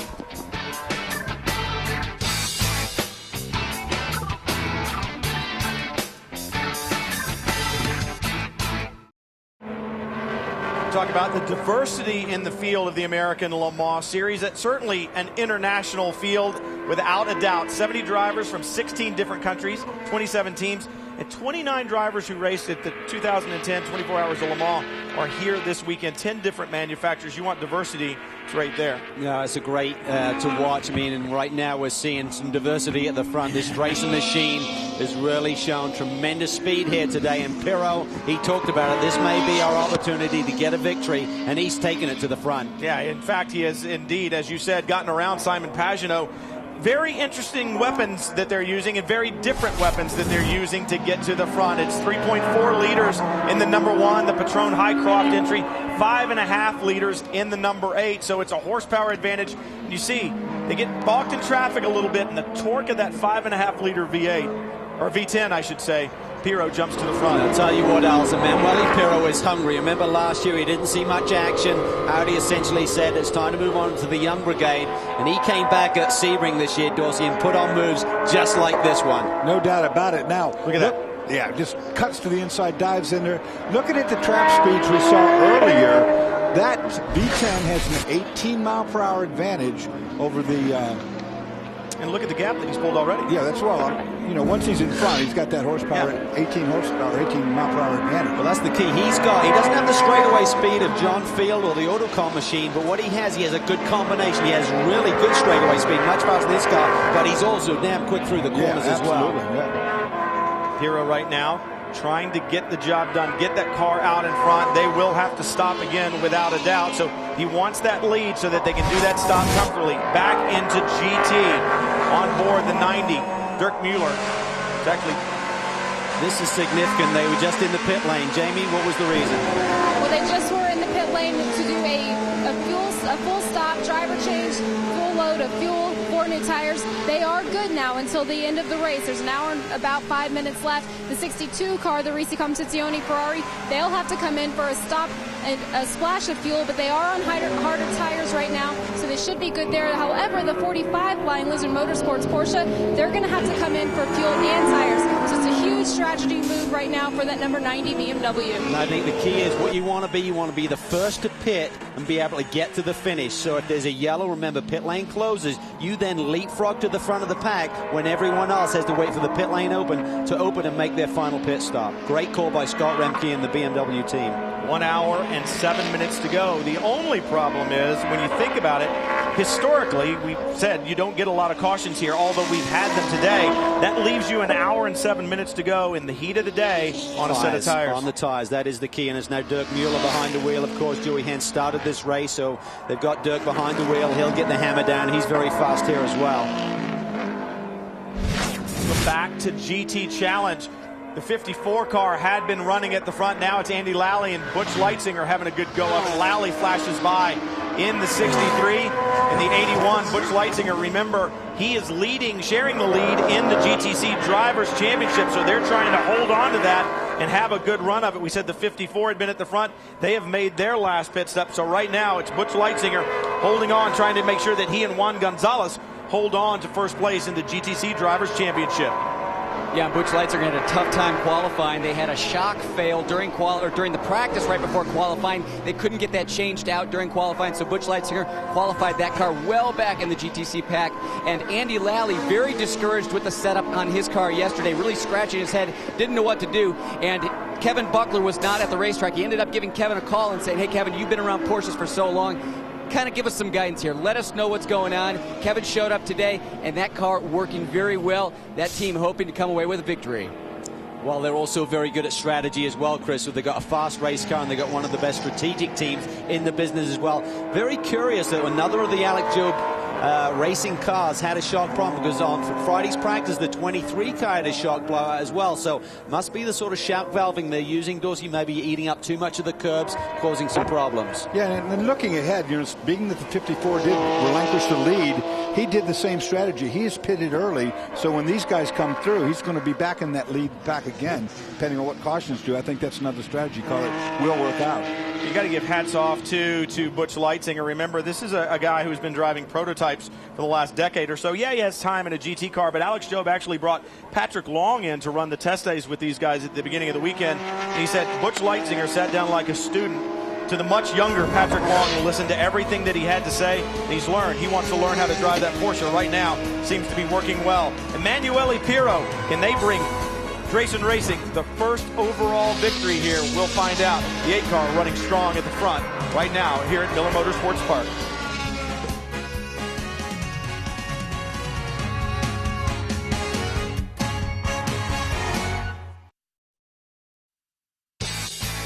Many of the drivers in the American Le Mans Series take an opportunity to do other sports when they come out to Salt Lake. Chris Dyson did just that. He went to the Salt Lake City Bees, the AAA baseball affiliate here in Salt Lake City. Went out to the ballpark, worked out with the team, threw out the first pitch, and did some laps around the racetrack. That'll tear up the warning path for sure. We actually understand he hit one out in batting practice, worked out with the team. If he's not a race car driver, he had some thoughts about being a professional baseball player at one point in time. And talk about battling right now. Chris Dyson battling on the racetrack in the number 16, that Dyson Racing Lola Mazda, running fourth and having a great battle with Clint Field. LMP2 type car battling an LMP1 type car right now on the racetrack. So one of them a little bit lighter with a turbocharged engine, one of them a little heavier with a bigger turbocharged engine. About to come onto the front straightaway here, and there comes Clint Field. He'll light the torch right here, and then you've got Gunnar Jeanette right there. One of the LMP challenge classes, so you see a significant difference in speed down the front straightaway here. This is about 30 miles an hour between those. Here comes the 6-car Graf. He's got a fast race car. He's trying to get back in the mix here. You can see the Dyson car up ahead. Klaus has been running better lap times, but that could be because of the traffic that the Dyson car's been in the field car for that matter as well. They've been working through this GT fracas. And remember, we say this is the run to the championship. Don't forget that Klaus Graf is second in the LMP Drivers' Championship. He needs a good result here as well. Hard to get against these turbocharged cars here at altitude, but certainly the number 1 car, Simon Pagenaud, running up there in second, and now Graf beginning to work his way to the front. He and Greg Pickett split on points. Remember when Pickett did not drive at Mazda Raceway Laguna Seca and Memo Gidley filled in. But there's a look right there at the LMP Drivers' Championship points. You see Klaus Graf only 4 points behind Brabham and Pagenaud. Dyson and Smith 17 behind the lead, and Masson and Franchitti, they'll drop away. Obviously they're just support drivers for both of those teams, certainly capable of getting the job done, but not here on a full-time basis for the 2010 season. Boy, Klaus Graf on a mission, went around the outside of one of those long corners where it's dirty, relied on the downforce of that RS Porsche Spider to get him through it, and it worked. But boy, around this place, it's pretty dicey on the outside. New rules in place for next year, of course, and everyone's trying to evaluate those. I spoke to Jeff Carter, the team manager for the Muscle Milk team this weekend. He said, we're looking at every option available, including all of the leading P1 machines that are running over in Europe right now, and said, you never know what we're going to be driving next year, so they're certainly looking at every angle. And you got to be impressed with this team. Remember, it was their first ALMS victory at Sebring this year when they won the P2 category. And hats off to the team for sure. But what about Greg Pickett? I mean, he's a year or two younger than Dorsey. Oh, come and yet his performance in the car is, exactly. But his performance in the car has been critical as well. You can't go out and be slow in the car and hand it over to your teammate and get those results. Greg Pickett has certainly done his job as well. And he's fit. I mean, you look at him every race week and it's like, boy, he's lost a little bit of weight this year. He's really taken it very seriously, and he just loves this race car. He feels at home, and he likes the environment, this team he's put together. He's got some great people, and he's happy to be here.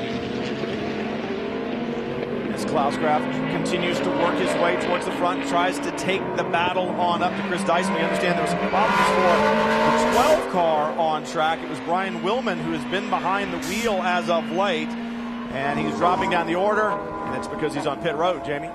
Yep, and they're going to take care. It's a gearbox problem right now. Tony Burgess said it's pretty erratic right now at the moment, so they want to get it under control as best that they can so they can get out there, get some points, and finish this race before it gets any worse. So he is losing valuable time on the racetrack, but they are planning on getting back out to race. Good news for them. Always good to see the 12 car continue on the racetrack. We'll be talking about the little team trying to overcome another one of the small teams. We chronicled it as well. Intersport 37, Clint Field behind the wheel right now. We understand the plan, I assume, is still the same, to hand over to John the ladder going. Yeah, now you see straightaway speed. Watch this. There's the difference. That is discouraging when you're driving to see that in front of you. Yesterday, the difference down this straightaway was some 19 miles an hour between the 37 of Clint Field. 2 laps, copy. Okay, they're going to be pitting in 2. 56 minutes on the board, and so all of these prototype machines are gradually getting into the window. What we talk about, the window of opportunity where they can pit and not have to see pit lane again today for fuel before the checkered flag falls. So everyone within a couple of laps.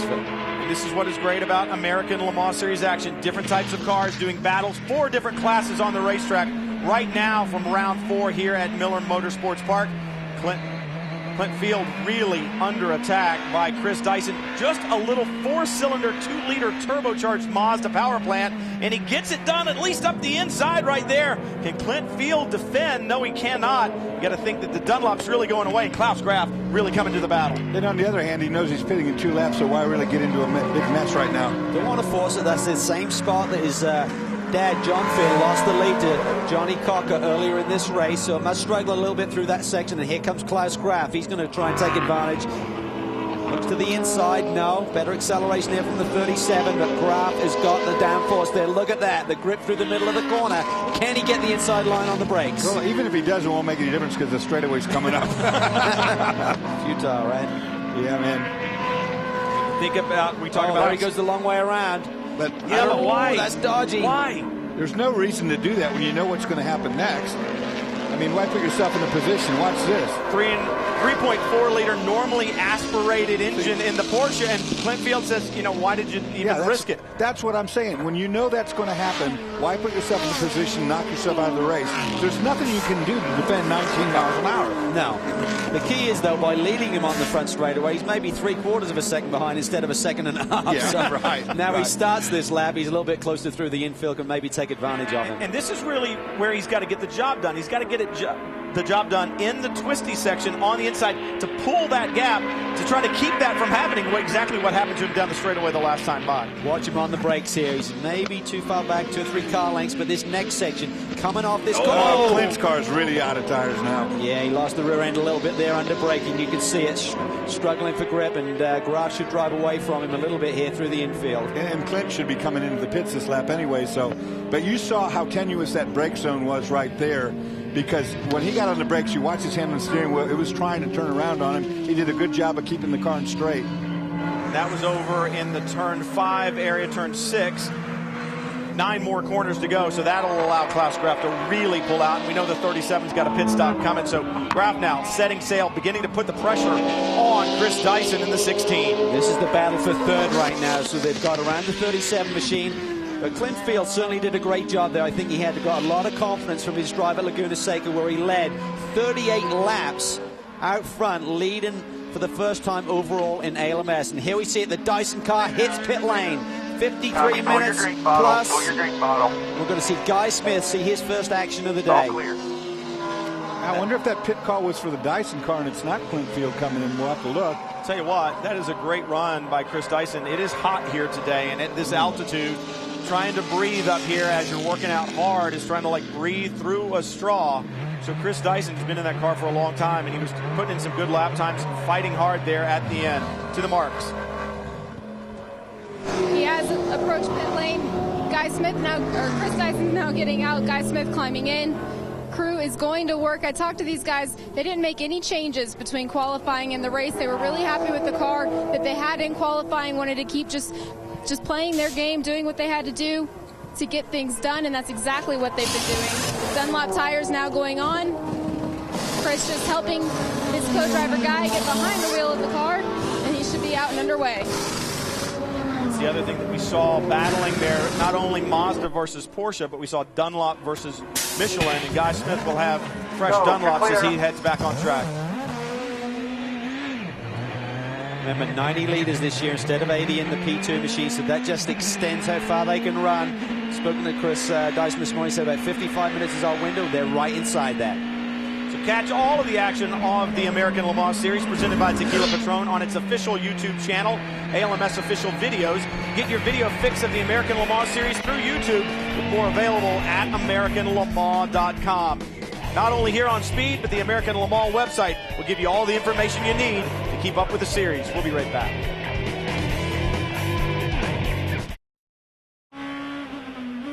Well, if you're looking for the latest stats and results from the track, stay informed using Speed's comprehensive American Le Mans stats package for the latest practice and qualifying reports, race results, and driver standings.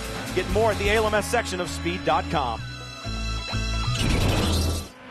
Right on board the BMW, and now to the GT leader. That is, in fact, the 62 of Jamie Mello, the Risi Competizione Ferrari, and they have just been spectacular here this year. Last year, it was the 45 of Jörg Bergmeister and Patrick Long.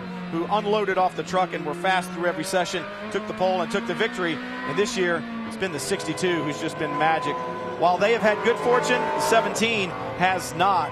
Falcon Tires entry, Wolf Hensler, Brian Sellers, they've had problems. And the biggest problem was yesterday when Brian Sellers was behind the wheel in practice. This is not what you want to see as a driver. Now, this is a pretty big fire. Look at Brian realizes it's big right away, makes it for pit in and gets out of the car. Now, he goes, gets away from the car, but then he looks at it's burning, and he thinks, well, maybe I didn't set the fire bottle off. Well, he had, but now he's going to do something very brave, which is try to go back in the flames and set it off, not knowing it's already been set off. Well, he's very smart. You saw him lower the visor back down. Got out of the car. He had shut it off. He had pulled the fire bottle, but that was a big fire in the back and just not enough extinguisher to put it out. It was, and at first they couldn't really determine what was causing the fire in the first place, but they now believe they had a crash earlier this season. They had a repaired floor, and they believe maybe the resin that was utilized to repair that carbon floor was ignited, Dorsey, and caused the problem yesterday. Whatever it was a fueled fire, because once it lit off the left corner and immediately spread across the fire, the firewall at the back of that car. The whole back of the car was fully engulfed, and so it was something pretty out of the ordinary. But a great job by the Falcon team to even get that car back together. Oh, yeah, absolutely. Running 7th right now in GT. They're a lap down, but like you said, Dorsey, when it went off, it looked like somebody putting a match to kerosene. Kind of funny story. They had all the parts they needed with the exception of the wiring loop that ran the 2 taillights. So that put them in a bit of a dilemma until they realized that Patrick Long was driving a similar car, so they stole his taillights assemblies and told him he couldn't go back after dark last night. Well, I was going to say it shows the camaraderie in the paddock, but I think if they stole them, maybe there wasn't quite as much camaraderie there. Yeah, there you go. The number 3 Corvette, Jan Magnussen, running in the number 3 position right now, so maybe they can shake some of their bad luck. Yeah, Brian, this team was pretty discouraged going into the race, just not thinking that they had the speed of the other GT cars, but the car is racing much better than they thought. I just checked in with Dan Binks, and he said, you know what, we've got some pretty good speed out there. It's very good on long runs. However, it does take a little while for the tires to come in. We think this is going to come down to a great battle between us and the BMW, but as for the Ferrari, those guys are just playing with us. One thing I saw yesterday, Chris, looking at the qualifying run of the cars, both the 3 and the 4, they're really struggling with the handling, and normally Corvette rolls off the truck very quick. Even without testing, they have such a great simulation program, they can really nail it in terms of getting the right setup. But yesterday, the cars were very loose going into the corner, almost like you were yanking on an e-brake if you're playing around with your road car, and then picking up a big understeer with the front end wouldn't track where you wanted the car to go. And ultimately, they were only about half a second or so off the front running pace, but that dropped them with as competitive as the GT category is right now to 8th and 9th on the grid. That is not Corvette territory.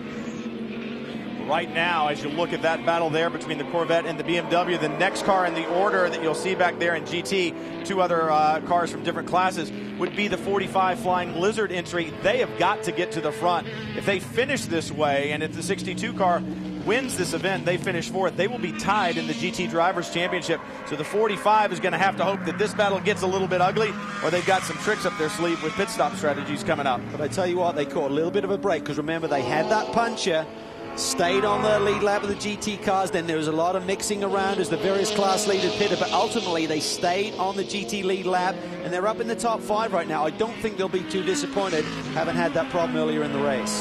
Simon Pagenaud flashes by, running 2nd overall, 2nd in the LMP category, and right now Emanuele Pirro is continuing to build that lead. It was 8 seconds a couple of laps ago, 11 seconds this last time by. And I think the big question when we see these overall leaders, the prototype leaders, make their final pit stop, do they take tires? Do they try and double stint, or do they take tires? And I think what they're doing is they're playing a little chess game right now. If you pit first, you've got to make that call, and then the car that's either behind you or now leading the race, when they make their pit stop, they can play off your call and see if they can actually gain some track time. That car can react, as it were. You've got to make the decision. They can react to your strategy. Talk about the different types of cars that run in the LMP category. Interesting, it's a P1 type car that leads, a P1 type car in 4th, and the P2 type cars in the middle. So they have balanced that performance equation very well, as have they in GT. And there's not a better example of it than right here, this battle between the BMW and the Corvette. Going back to that other scenario, when they make those pit stops, this racetrack, because it has 15 corners, you can't look at doing outside tires or just one side tires. you know, you could opt to do rear tires only or front tires only if you had that choice to make. But, you know, these pit stops, like you say, it's going to be a reactionary second pit stop to the lead car. As this battle continues, remember, this is for the second position. Bill Arbelin running second right now. Now the 37 car up top. Clint Field will be doing his last pit stop. The plan was for John Field to take over. We'll see if it works that way, and the battle in GT continues down in the lower right. Jamie. The plan is sticking. Clint Field getting out of the car. John Field suited up, ready to get in.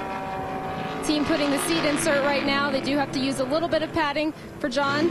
The number 8 car is also on pit road. It's going to be interesting to see how that tire strategy works out. These two are pitted pretty close together, so it's about to get a little tight in pit lane right now, though. 37 sticking to the plan. Tires going on the car. Number 8 car pulls to a stop. Fuel is going in right now. Tires are not over the wall right at this point in time. Right now, though, no other work can be done on the car until the fueling is complete, so they do still have a couple of seconds before they have to make that final decision. But the tire guys, they're not making any immediate moves right now. 37 car, John Field, is out and underway. Fuel still going into the 8 machine. Waiting to see if there's any movement on the tires, and right now they're still just sitting on them on top of the wall. It's going to be interesting because whatever the 8 car does, as you guys said, Simon Pagenaud and the 1 car will have to. They did not take tires. They are double stinting on the Michelins. Well, that's significant, Jamie. They didn't take tires, but I think what the team did, they gave them a full fuel load, and I think what Highcroft may be able to do is do a time fill. We're only 41 minutes left in this race. A full fuel load is not needed, so maybe the racing team wanted to play it safe, maybe not do a time fuel fill where you can get it wrong. Just top him up. You know you've got a good race car. For Highcroft, will they roll the dice a little bit, or will they look at the big picture in their championship lead? And for Clint Field, while he was in, of course, there was no choice whatsoever. They knew they had to take tires. However, he was arguing on the radio with his pit guys. They wanted him to stop a lap or two ago. He said, no, I'm not going to do it. He goes, because I think we can win this if we stay out longer. He said, in fact, I'll bet you $1,000. And so the crew guy said, we'll take that bet. Well, guess what? By doing that run in there, Clint ran out of fuel. That car came in with the engine dead. Wow. Right now, Emanuele Pirro, he's on older tires, but they are fresh. They're warm, so he's not going to have to, I shouldn't say fresh, they are warm, so he's not going to have to take it easy on this first lap. He can go right back up to speed. And Dale White had told me earlier, we can run a stint and a half on a set of tires with very little drop-off. They have laid their hand out. They have played it. It'll be interesting to see what Highcroft has to play. And like you said, Calvin, it may come down to fuel, a smaller load of fuel. If the HPD power plant in the back of the number 1 chassis gets a little bit better mileage, they don't need as much fuel to get it to the end. It's a shorter fuel run, and they'll make up some time right there in pit lane. And I have to believe that these guys will hit pit road pretty soon, because if you get a yellow, it's only going to hurt you. Remember, the other leaders have made their final pit stop. You get a yellow, pit lane is closed, you'll have a bunch of cars leapfrog around you. So I'd have to think that Duncan Dayton and the boys will be thinking about, what do we do? Do we take tires? Really depends on the run-through traffic here. They'll be looking at his lap times, and if he's got clear running, that may be why they're keeping him out there. He doesn't have a lot of traffic. Keep him going, get some really good, fast lap times, hoping the other guys hit traffic. Bill Arbelin probably thinks he has a yellow tinted visor on his helmet, because all he has in his mirror, and has had for the last several laps, is that yellow Corvette, and number 3 of Jan Magnussen. Yeah, that's a great battle, and I'm afraid that's where the battle's going to stay, too, because the Ferrari way, way out in front of this and able to run just like it unloaded. It's been at the top of every sheet throughout the weekend. It's just been stellar. I'll look at Jamie Mellow's last lap time, a 1:49 flat, and Arbelin's last lap time, a 1:50.6. So over 1.5 seconds faster than the cars behind him. And as we said, the Ferrari has been hooked up since it unloaded off the truck. This does have championship implications, not only for these drivers and these teams, but for the 45 we talked about there before.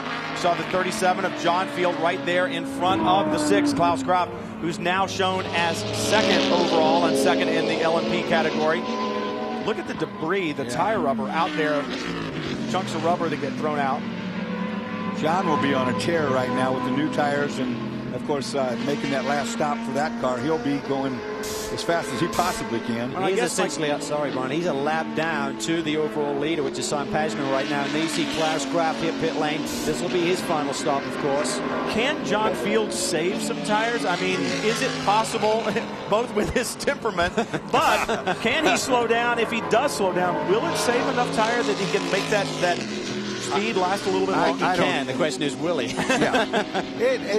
He could go a little bit further, but I don't think he can go all the way to the end. I don't think he can go the whole 40 minutes. Klaus Graf to the marks. Jamie? Looks like this team is going to take tires. They have 4 new Michelins out over the wall. Fuel going in right now. We have just over half an hour left, so I can't imagine they're going to take a full tank of fuel. They're still fueling right now. As we said earlier, no other work can be done on the car until all of that fuel is in. It is a long process, but Klaus Graf, a lot of experience. We talked about no tires. They are trying to fake out the competition. They had them all over the wall, but are double stinting just as the number 8 did. Yeah, I think it's a great call, and that looked like a much shorter stop than the racing car, so I think that was definitely a time fill by Jeff Carter and the boys for the Muscle Milk team. It was great to keep up with that GT battle while we saw the pit stop happening. Now, does anybody really fall for that, the tire out over the wall? I mean, or is it just really kind of a little bit of drama? I think when you hit pit lane together, it has a factor, but when you're just observing, they're going to see what you did before their car gets to pit lane. I think you're not going to see many tires put on these final stops. It's going to be fuel only, and like you said, time fuel more than likely. Because it's really a stint and a half. It's really not a double stint in the true sense. A double stint would be like 2 hours. This is shorter than that. And there's Emanuele Pirro as he works past the battle we've been following in GT. Pirro in the 3rd position, trying to work his way back up to the front, but he's got some stiff competition to get by. Specifically, Simon Pagenaud, who owns the keys, it seems, to Miller Motorsports Park.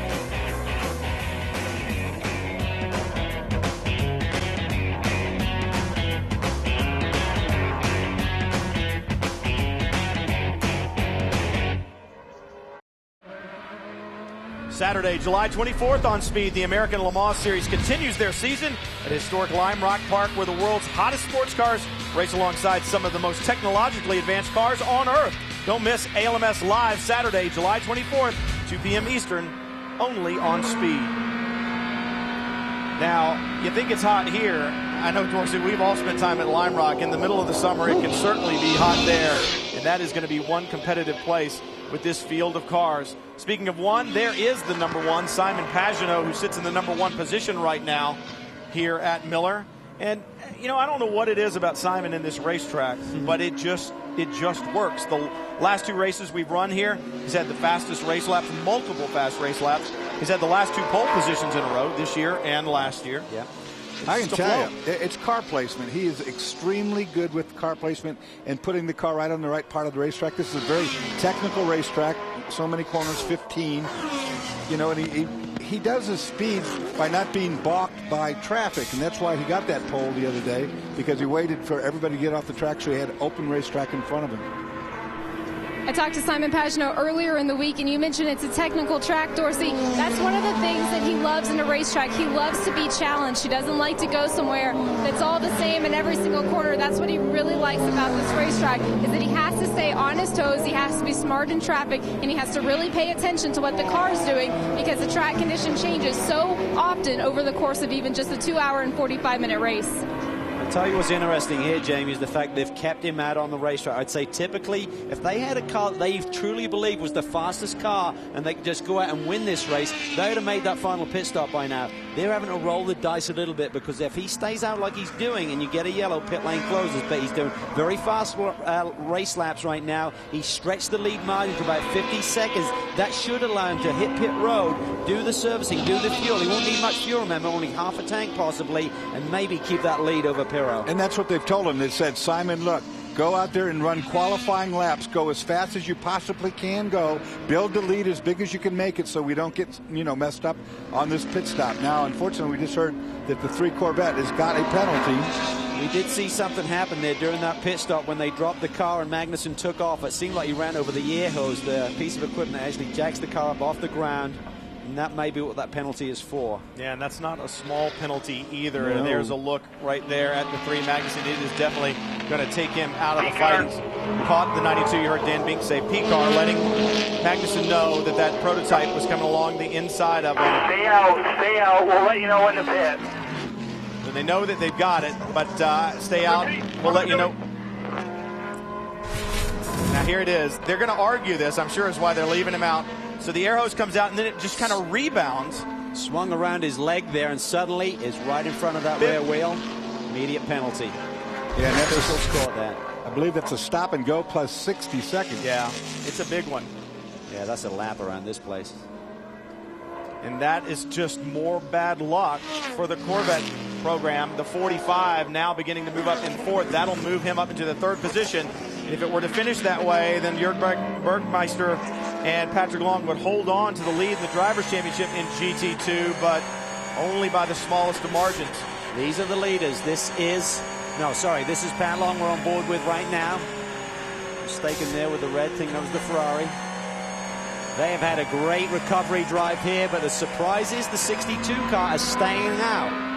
Because right now, they have not pitted since lap 29, so he's certainly going to need more fuel. And he can only get hurt by a caution. We keep talking about it, but if there's a caution period, Brian, pit lane will be closed. He's going to lose the lead of this race. And if you're getting close at all, you've got to come because you don't want to get caught with the pits being closed, and that's exactly what Simon Pagenaud is doing now. Mycroft calling him the pit road. This is going to be a timed pit stop, no question about it. And I already know how long it's going to be. 12 seconds of fuel will be going in here. Simon has pulled it to a stop. Robin Hill calling the shots. That's who you're hearing on the radio, team manager. He's going to put in 12 seconds of fuel. He was joking with me earlier. He said, I don't know how much we're going to do. I don't know what we're going to do. I need to go have a cup of tea, think it over. But right now, fuel is in, and Simon Pagenaud out and underway. And you may have seen it there. The fueler doesn't count to 12. He plugs in and starts flowing fuel, and there's a long stick they reach over and tap him on the back of the shoulder with when it's time to pull out. And there is the 8. Onto the front straightaway, so Pagenaud keeps the lead. Brilliant job. They had to roll the dice. They realize they don't have the fastest car right now, particularly if they're like, you get a yellow at the end. They needed to roll the dice here a little bit, took a chance in case they got that yellow, but they kept laying down. There's the stick, the tap on the shoulder. That's 12 seconds worth. It seems like a minute while you're sitting there, though, and you know the other car's on track coming at you. That was probably about 40 liters of fuel. Oh, little wave there. What's that about? There's the Pagenaud and the 37, John Field. They're having a little go at it. One lap between these two cars, though, so I think John is just trying to get back on that lead lap. Well, they must have had a little bit of skirmish because Simon was giving him some French language here. And the 37 did not look particularly good. Now the 52 car on pit road. Are they having a bit of a problem? Alex Figge behind the wheel of the PR1 Mathiasen Motorsports entry with Max Hyatt. Chris, what's going on? Well, it's been about 30 seconds, and Alex Figge has been trying to get that car started here in pit lane after that refueling. He's been doing a great job. He took last season off, didn't have a ride, got behind the wheel this year, doing a fantastic job running second, but couldn't get the car refired. They had to push it back and forth to get that starter to free up, but Alex Figge's got the car out and running, and the 55 leading car in LMPC, Christophe Bouchou behind the wheel, in for his stop. He had about a 15-second lead before he came in, and I'm sure that's probably at least up to 45 or maybe a minute now with the problems that Figge was having. So disappointing to see the problems for the 52 car, Alex Figge and Max Hyatt. That team is a small team in the American Le Mans Series, but it is a team with a great reputation as a driver development program. Bobby Orgel, a very good driver in his own right several years ago, has taken over the team ownership role, and they produce good cars in the Formula 4 2000 Series. They develop young drivers, and a problem for the 16. Oh, smoke Guy out Smith. the side, and the door is up, which leads me to believe that it didn't spin, that it's had a mechanical. Oh, and Guy Smith, now everything's starting to go wrong in the latter stages. 26 minutes left. Guy Smith crawls out of the Mazda-powered Lola, Castrol livery on it. Understand the 3 car serving his penalty now, so things just not going well. All of a sudden, Dorsey, if it was late in the day, I would say that you would say that the spider monkeys were coming down off the mountain for everybody, but and now we got a full course yellow, or at least that's the yellow. That's the yellow for the Dyson car. There is the penalty served, but I would imagine that would have cost over a lap because that penalty is normally let's stop and get go. going right there. P-car 4 back. P-car 4 back.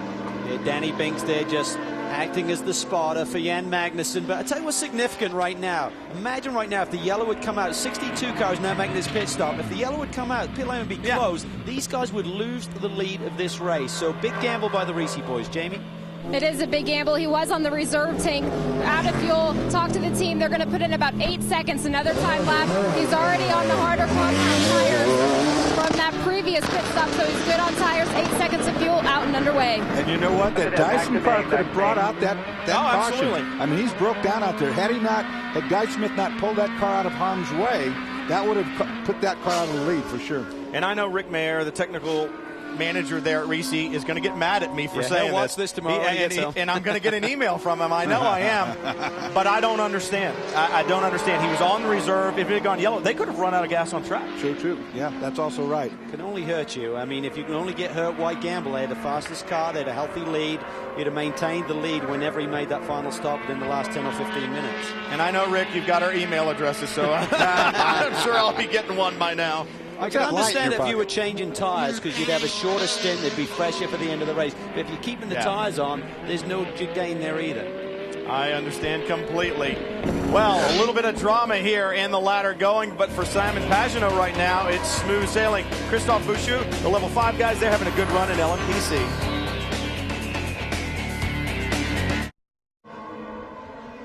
Well, the race for the championship continues here on Speed, the American Le Mans Series. Utah Grand Prix marks the start of a critical run of 5 races. We've talked about that. 5 races in 8 weeks, and that is a lot for these teams to deal with. 20 points available to the winner at each of the next 5 rounds. Interesting, though, I talked to Jeff Carter at the number 6, the Cytosport entry, and he said, you know what? I think going to Le Mans a couple of years ago was harder than these next 5 races in 8 weeks. He said that was more of a logistical nightmare to some of the other teams, especially some of the smaller teams. 5 races in 8 weeks is a handful, especially if you have a problem. Saw the 63, the GTC car, heading to pit road. I understand that they have a penalty. Boy, that had some speed coming in the pit lane. Fueling while the engine was running, so that'll be a penalty on the 63, Chris. Yeah, you're exactly right there, Brian. Andy Lally already back to pit lane, but that was a great pit lane race we saw between the 63 and Alex Job's 81 team. Butch Leitzinger beating Andy Lally out, even though Butch Leitzinger had a hard time restarting the car. Well, as Andy Lally serves his penalty and gets back underway, kind of stalls the car and now is gone. We had said on the 3 car, we thought it was going to be a stop and hold for running over pit equipment. In fact, when we checked the rule book, it was just a stop and go. So Jan Magnussen, while it still hurt him, it didn't hurt him nearly as bad. It's going to cost you about 30 seconds. That's the delta, the difference between staying on the racetrack and running down pit lane. 60 kilometers, about 37 miles an hour, and there's a long pit lane here, so it takes a while. It makes a difference, and certainly going to hurt them in terms of a podium result here today. So he had been running 30s, now shown in 5th. Trouble here. And that's is the that 99 and it is the field car. The 37, the 48. Gunnar Jeanette, he's running 2nd in the LMPC class, so that's really important. He's in the thick of a championship battle as well. Is there any damage to that car? Looks okay. 3 different class cars involved there. There's John Field getting back on track. He's got damaged right rear. Yeah, the right rear certainly. The tire looks down. Tire's down. Yep. Yeah, right rear is down, and the problem is we haven't seen the replay yet. But you've got cars approaching turn 1 about a 50 miles an hour difference, and Field's tire is already down. I wonder whether he had the puncher, Dorsey, when he got in the brake zone. That stopped him from turning the car and took Gunnar off the road. Or had he begun to turn in and got into the 99 a little bit, but he would have expected that on the other side. That wheel's bent, so he's made contact with something, and it's not just a flat tire that we're talking about here. That could have been after the spin, possibly. But certainly as he went down into the brake zone, the right rear was down.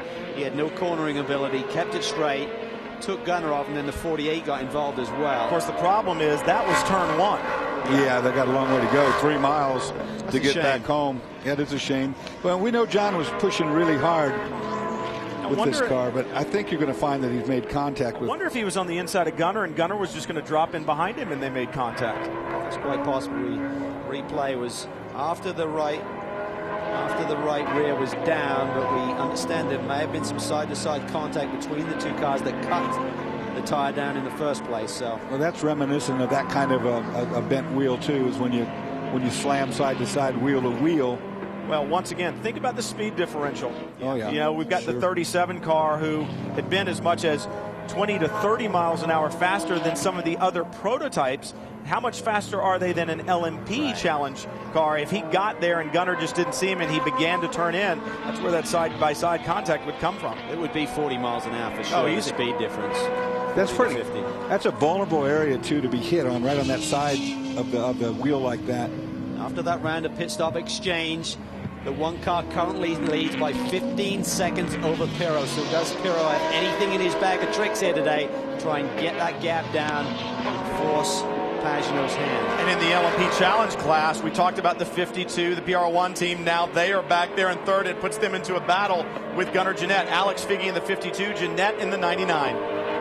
Well, prior to that last stop, it was Alex Figge who was in front of the 99 and by quite a margin, but because Figge had a hard time restarting that car, now in third, but with Gunnar Jeanette going off in turn one, Figge's able to put some pressure on the team, talking to Gunnar Jeanette on the radio, asking him if the car is okay, and Gunnar saying, hey, I think we're good to go in the last few minutes of this race. We want him to come to pit lane, but the car is not 100%. You know, I talked to Alex Figge the other day. We talked about the fact that he had not raced in over a year, and he said, you know, the speed has come back. And he said, I'll just have to wait to find out about the racecraft. Driving the race car comes back quicker, I think, than racing with other cars. You can find the speed and figure out how to make the car go fast, but that strategy, that racecraft, that passing, making the move without thinking about it, doing it instinctively, that's what takes a while to come back. But one thing he's been doing, I said, we've been doing in the meantime to earn a living, he said, I've been coaching other drivers. Now, by coaching other drivers, you're always talking about the things that make you good as a race car. You see John Field coming in to have his damaged car now repaired. You can see right rear damage is working on the body there too. Did a good job of bringing it back at a speed where you're not going to cause a lot of damage, but you can see the mechanics working on the rear tail before they put that right rear on. Jamie, what do you see? Well, you're absolutely right, Calvin. He did do a good job. There's not much damage, but there is enough. One of the back dive plates is actually stuck underneath. They can't get it out right now, so the crew's having to muscle it out just a little bit because they can't get that other tire on. An interesting thing, though, a small budget team, they are not putting on a brand new set of tires. This is actually a scrub set. It's an old set from earlier in the weekend. Clint Field trying to help the crew out right now, as I said, trying to muscle it. They're losing some valuable time right now, but this damage is hindering them in pit lane. Right now, you continue to watch the battle in the LMP Challenge category, and traffic really coming into play as Gunnar Jeanette trying to hold down that second position from Alex Figge, and it looks like Jeanette able to work through traffic just a little bit better. Doing a good job. I tell you what, this 52 car's had a great run here this weekend because they lost a lot of valuable track time on Friday trying to get to the root of an electrical problem with the car. Really hurt Max High a little bit because he doesn't have many laps. He's only done about 15 miles in one of these LMPC machines. And of course, Alex Figge did have the opportunity of doing a test out down the hill, but certainly helped their progress a little bit, but they're running strong. Well, we talked about efficiency earlier and the E85 fuel and whatnot. Efficiency and environmental impact, coupled with world-class sports car racing, provides the perfect competitive platform for the Michelin Green X Challenge, a race within a race at all American Le Mans Series events. The series is a home for alternative fuels and many other green technologies. Back in Salt Lake City, American Le Mans Series Round 4. We're going to take you all the way to the checkered flag. Just about 12.5 minutes remaining in Round 4, and it's Simon Pagenaud who remains up in front. And the thing that I find impressive, guys, I'm looking at the lap times, and Simon seems to be able to control this event. The gap has stayed somewhere between 16 and 18 seconds. If it closes down, he stretches it back out. Well, I just think that the car has got a great balance to it. He talked about it after qualifying yesterday, and that's really the key, particularly when you're double stinting. Talking to the team this morning, they went with left side medium, compound, and right side hard because of the nature of this racetrack. This is an anti-clockwise racetrack, dissimilar to many of the track we run at, and they just got the balance right, and it's really showing here in the late stages on the long run. See the 12 car flash by, BMW, the Corvette. This looks very familiar, but this is the 90 BMW now, not the 92 with the number 3 of Jan Magnussen right behind. It's Dirk Mueller in the 90. It was Bill Auberlen in the 92, who's another position up ahead, that Magnussen had been putting the pressure on before he had to serve the penalty for that air hose that he ran over. It's amazing for Mags, though, with serving the penalty and all the things that he's gone through. That car's still right there, not too far off. These two having a great battle. It's been going on like this for a good 8 laps. Significant factor in this race was that Pat Long had to hit pit lane. Another puncture on the 45 Flying Lizard car, so that's dropped them back behind these guys. Well, it's not only dropped them back behind him, and being saying something on the radio. Not only dropped him back behind him, but in the Drivers' Championship. We keep talking, this is the run to the championship.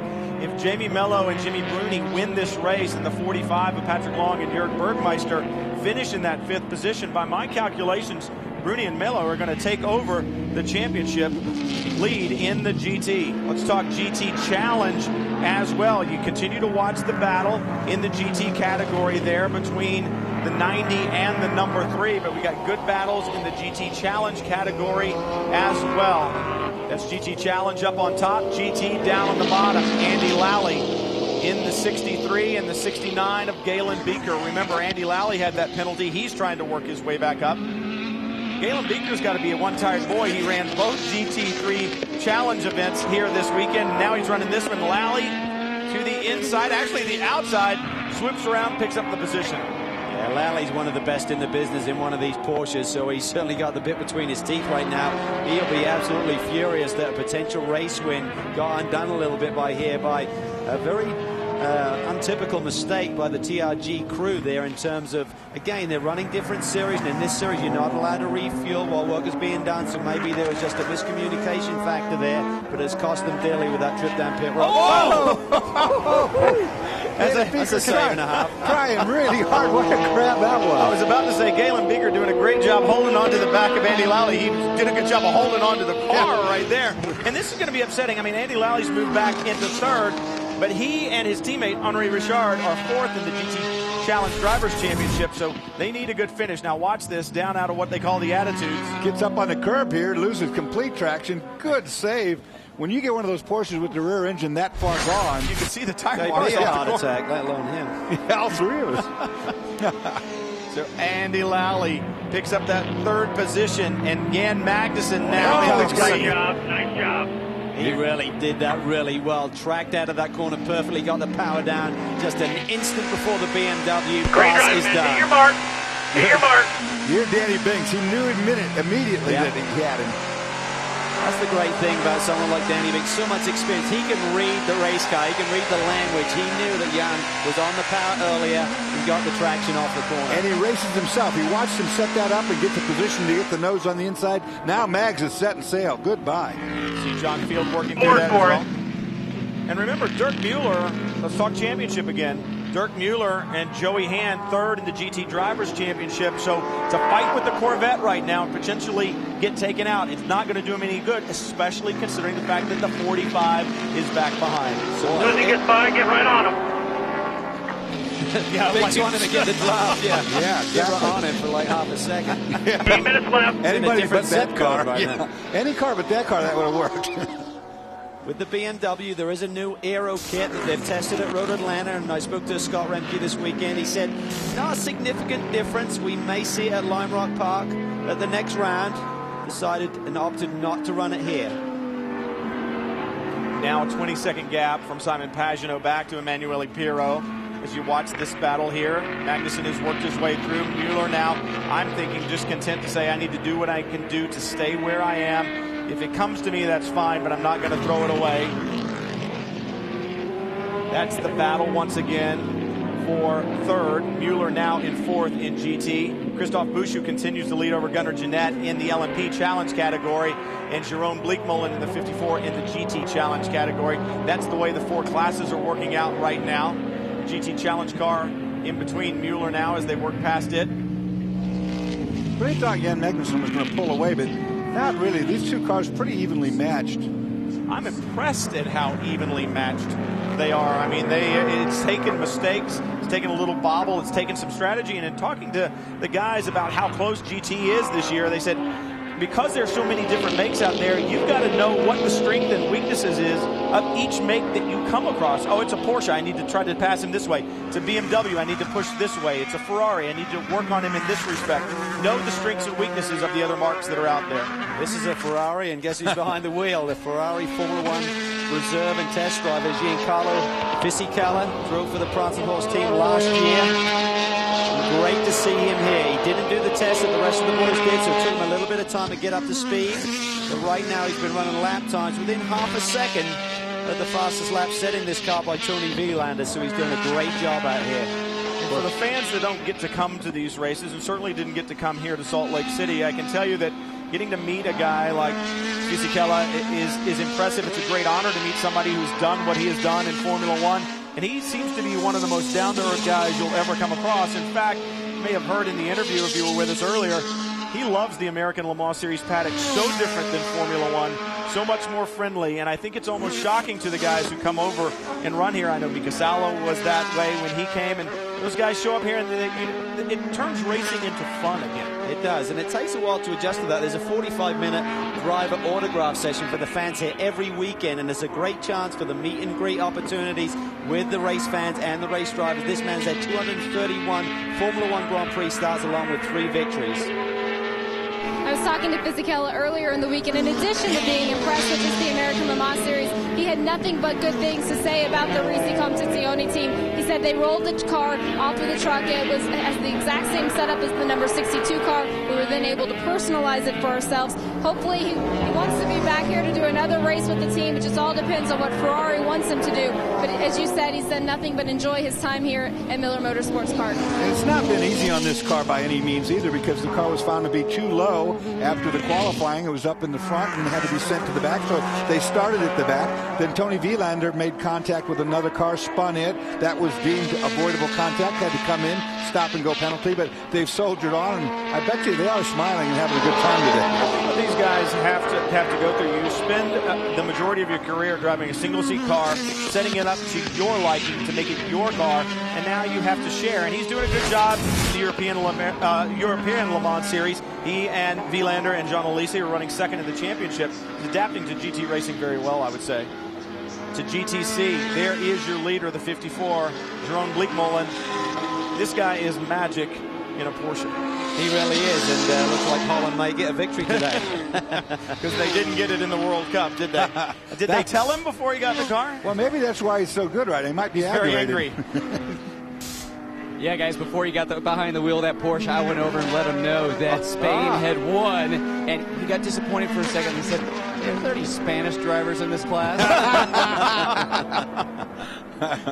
Well, I mean, if you look at some of the drivers from Mexico, it's kind of, yeah, I mean, it'll have to be interesting to see how much,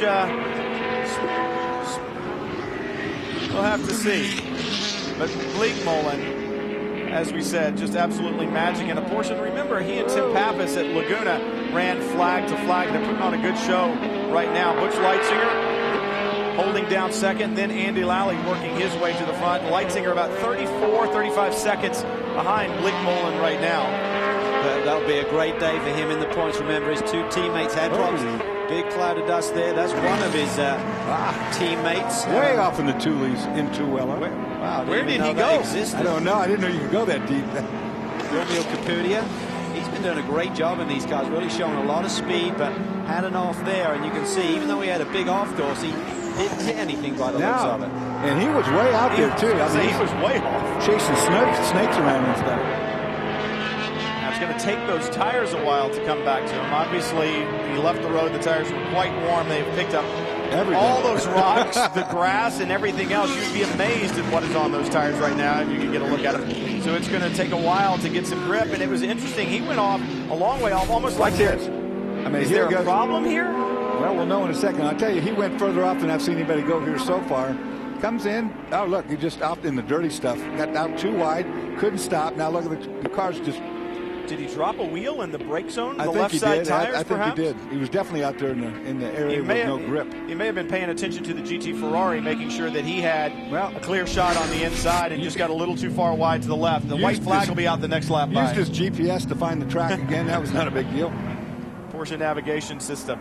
Capudia back on track. Pagano has never left track, and in fact, has never done anything over the last half hour that has allowed Emanuele Pirro to close to within 15 seconds right now, 15.2, and that's as low as the gap is that I have seen. Pagano, this entire Highcroft organization has been in control of this event, and I think that they did it based upon what we said coming into this race. They had a plan, they never wavered, they never faltered, they said this plan will work, and it did. I think they had to do it a little bit differently to everyone else in terms of their pit strategy, but they have a very fast race car. It's been good on the long run. Simon has maintained the pace. That's really the key, and today they may score their 3rd victory in a row, and if it wasn't for a very small wire that got cut through on the monocoque at Sebring, they could be looking at 4 in a row here to start the season. Okay, that is a white flag. There's one more lap. The call on their last pit stop really clinched it for him, to let him out there and run and get a big gap and get that last time pit stop in. and that does not help Emanuele Pirro at all. Pirro in that beautiful green number 8, caught behind an LMP challenge car and the Jaguar coming through that last set of corners. That's just going to stretch the gap even more. Right now, Emanuele Pirro with a great run and a good run. Second place. I know they'll be disappointed because they led laps in this race. They put in a good performance. They'll be disappointed, but it's going to be impressive that they've finished as well as they have. And for the 37 team right now, John Field, they had their problems. They had their contact. They ran at the front as well, running 4th right now overall and in LMP. You know, while it's going to be a little bit of a bitter pill, it still is going to be good to see that car finish and finish well. See Simon just trying to negotiate these final few cars on his lap towards the checkered flag here today. Got a huge lead, and he knows that they've been in contact with him, so he's just driving the car. He's not going to make any crazy efforts, dive bomb passes, anything like that. We knew when Duncan Dayton teamed up these two boys, David Brabham, Simon Pagenaud, and the third man sitting on your pit stand is Marino Franchitti. That is a tough combination to beat this year. Pagenaud and Brabham, their driving style so similar. You could see it last year, even though they drove different cars. Watch it from the onboard camera, and when the two got together sharing a car, you knew that it would be stiff competition. Pagenaud through the last corner, the one up in the air, and he will take the victory. Spectacular fashion they did it. They did it with strategy. They did it with speed. They did it with a certain amount of calmness, and they have taken their 3rd victory in a row. Perfect execution. Rolled the dice a little bit in terms of when they made that final pit stop, but it paid off for them. It allowed Simon to run some very fast laps and stretch that gap to Pirro. We said yesterday in the qualifying show on Speed.com that this team perhaps a bit humbled when they came back from Le Mans. They struggled a bit over there. They ran well, but they had a new aero package. How does this make them feel? Is it a little bit of retribution? Absolutely. I mean, they're back in their comfort zone. I mean, going over there, very few of the crew had been to Le Mans before. Certainly Simon and David have. David obviously having won there 3 years in a row. Once overall last year with Peugeot. So they had experience in the driving squad, and Marco Werner joined them as well. Oh, look at this. 55 car, Christophe Bouchou. They're looking for their 3rd win of the year. It's only the first sprint race that they've won, however. So Bouchou down the front straightaway, the level 5 entry. Scott Tucker, Christophe Bouchou will take yet another victory, but it's Simon Pagenaud and his driving partner, David Brabham, the entire Highcroft team that will celebrate in high style here tonight.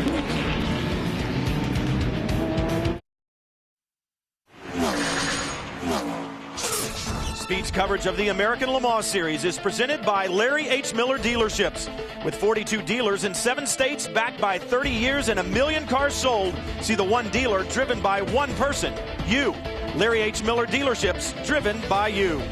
Brought to you in part by the 2011 Jaguar XJ, the stunning result of taking a very different road. Round 4 is in the books from Miller Motorsports Park in Utah. Coming up next, the Speed Report. Yeah, and folks, when you tune into that tonight, do not adjust your sets. There is, in fact, a 2 feet difference in height between Bob Varsha and Lee Diffie. Maybe Lee has gotten a box to stand on. You don't know. We say that round 4 is in the books. He's going to love you for that. Take a look at the LMP results.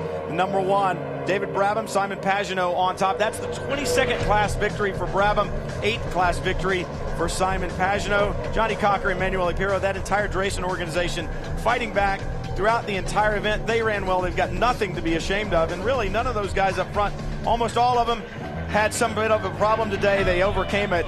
Johnny Cocker and Emanuele Pirro just come up a little bit short. I know the celebrations will be intense down at Highcroft. Simon Pagenaud climbing out of the car, Jamie. He is. He still has his helmet on, pulling it off right now. Simon Pagenaud, fantastic stint for you. It's been such a team effort this weekend. How did all of the pieces come together when you weren't the favorite to win? Yeah, that was a superb race from the Highcroft Racing team. I told you before the race, Jamie, the team is doing a great job in the pits. That's where we won the race, and the car had enough pace when I was in clear laps. And what can I say? It was a really good weekend. Again, with this new aero package, starting from zero with no knowledge at all, is a really good result. I'm really happy. Thanks to David for such a good first stint. Thanks to everybody at Highcroft Racing. It was a flawless run, and they bring it home first. We said they won the race in the pits. They really did, Calvin. Well, I think it was the time fill. I mean, we saw the Dreisen car on pit road for a long time. I think they almost filled the tank up, and the Highcroft boys made a big difference there in terms of the amount of time that they killed on pit road. Yeah, they led 39 of 91 laps, but in GT, the Ferrari 62, Jamie Mello, Jimmy Bruni, and they may take over the GT Drivers' Championship lead as we leave here, Chris. Yeah, I think they're going to take it over by 2 points. And the last time we saw these two in victory lane was way back in March at Sebring. And this team dominated practice, they dominated qualifying, and they get the victory today. Jamie, great run out there. Well, that was pretty hard. I mean, it's quite warm in the car. I just need to say thank you for our whole crew. And Jimmy also did a very good job in qualifying and a very good job in the first part of the race. I think the car was just very good. I think we could keep the pace pretty comfortable, so I'm really happy. Thank you, everybody. Thank you, Michelin, one more time to give us this kind of good tires. Well, congratulations, guys. Jamie? Down with Jerome Bleekemolen, just winning the GTC class. You don't even look like you have a bead of sweat on you. How much pressure were you feeling over the course of the race?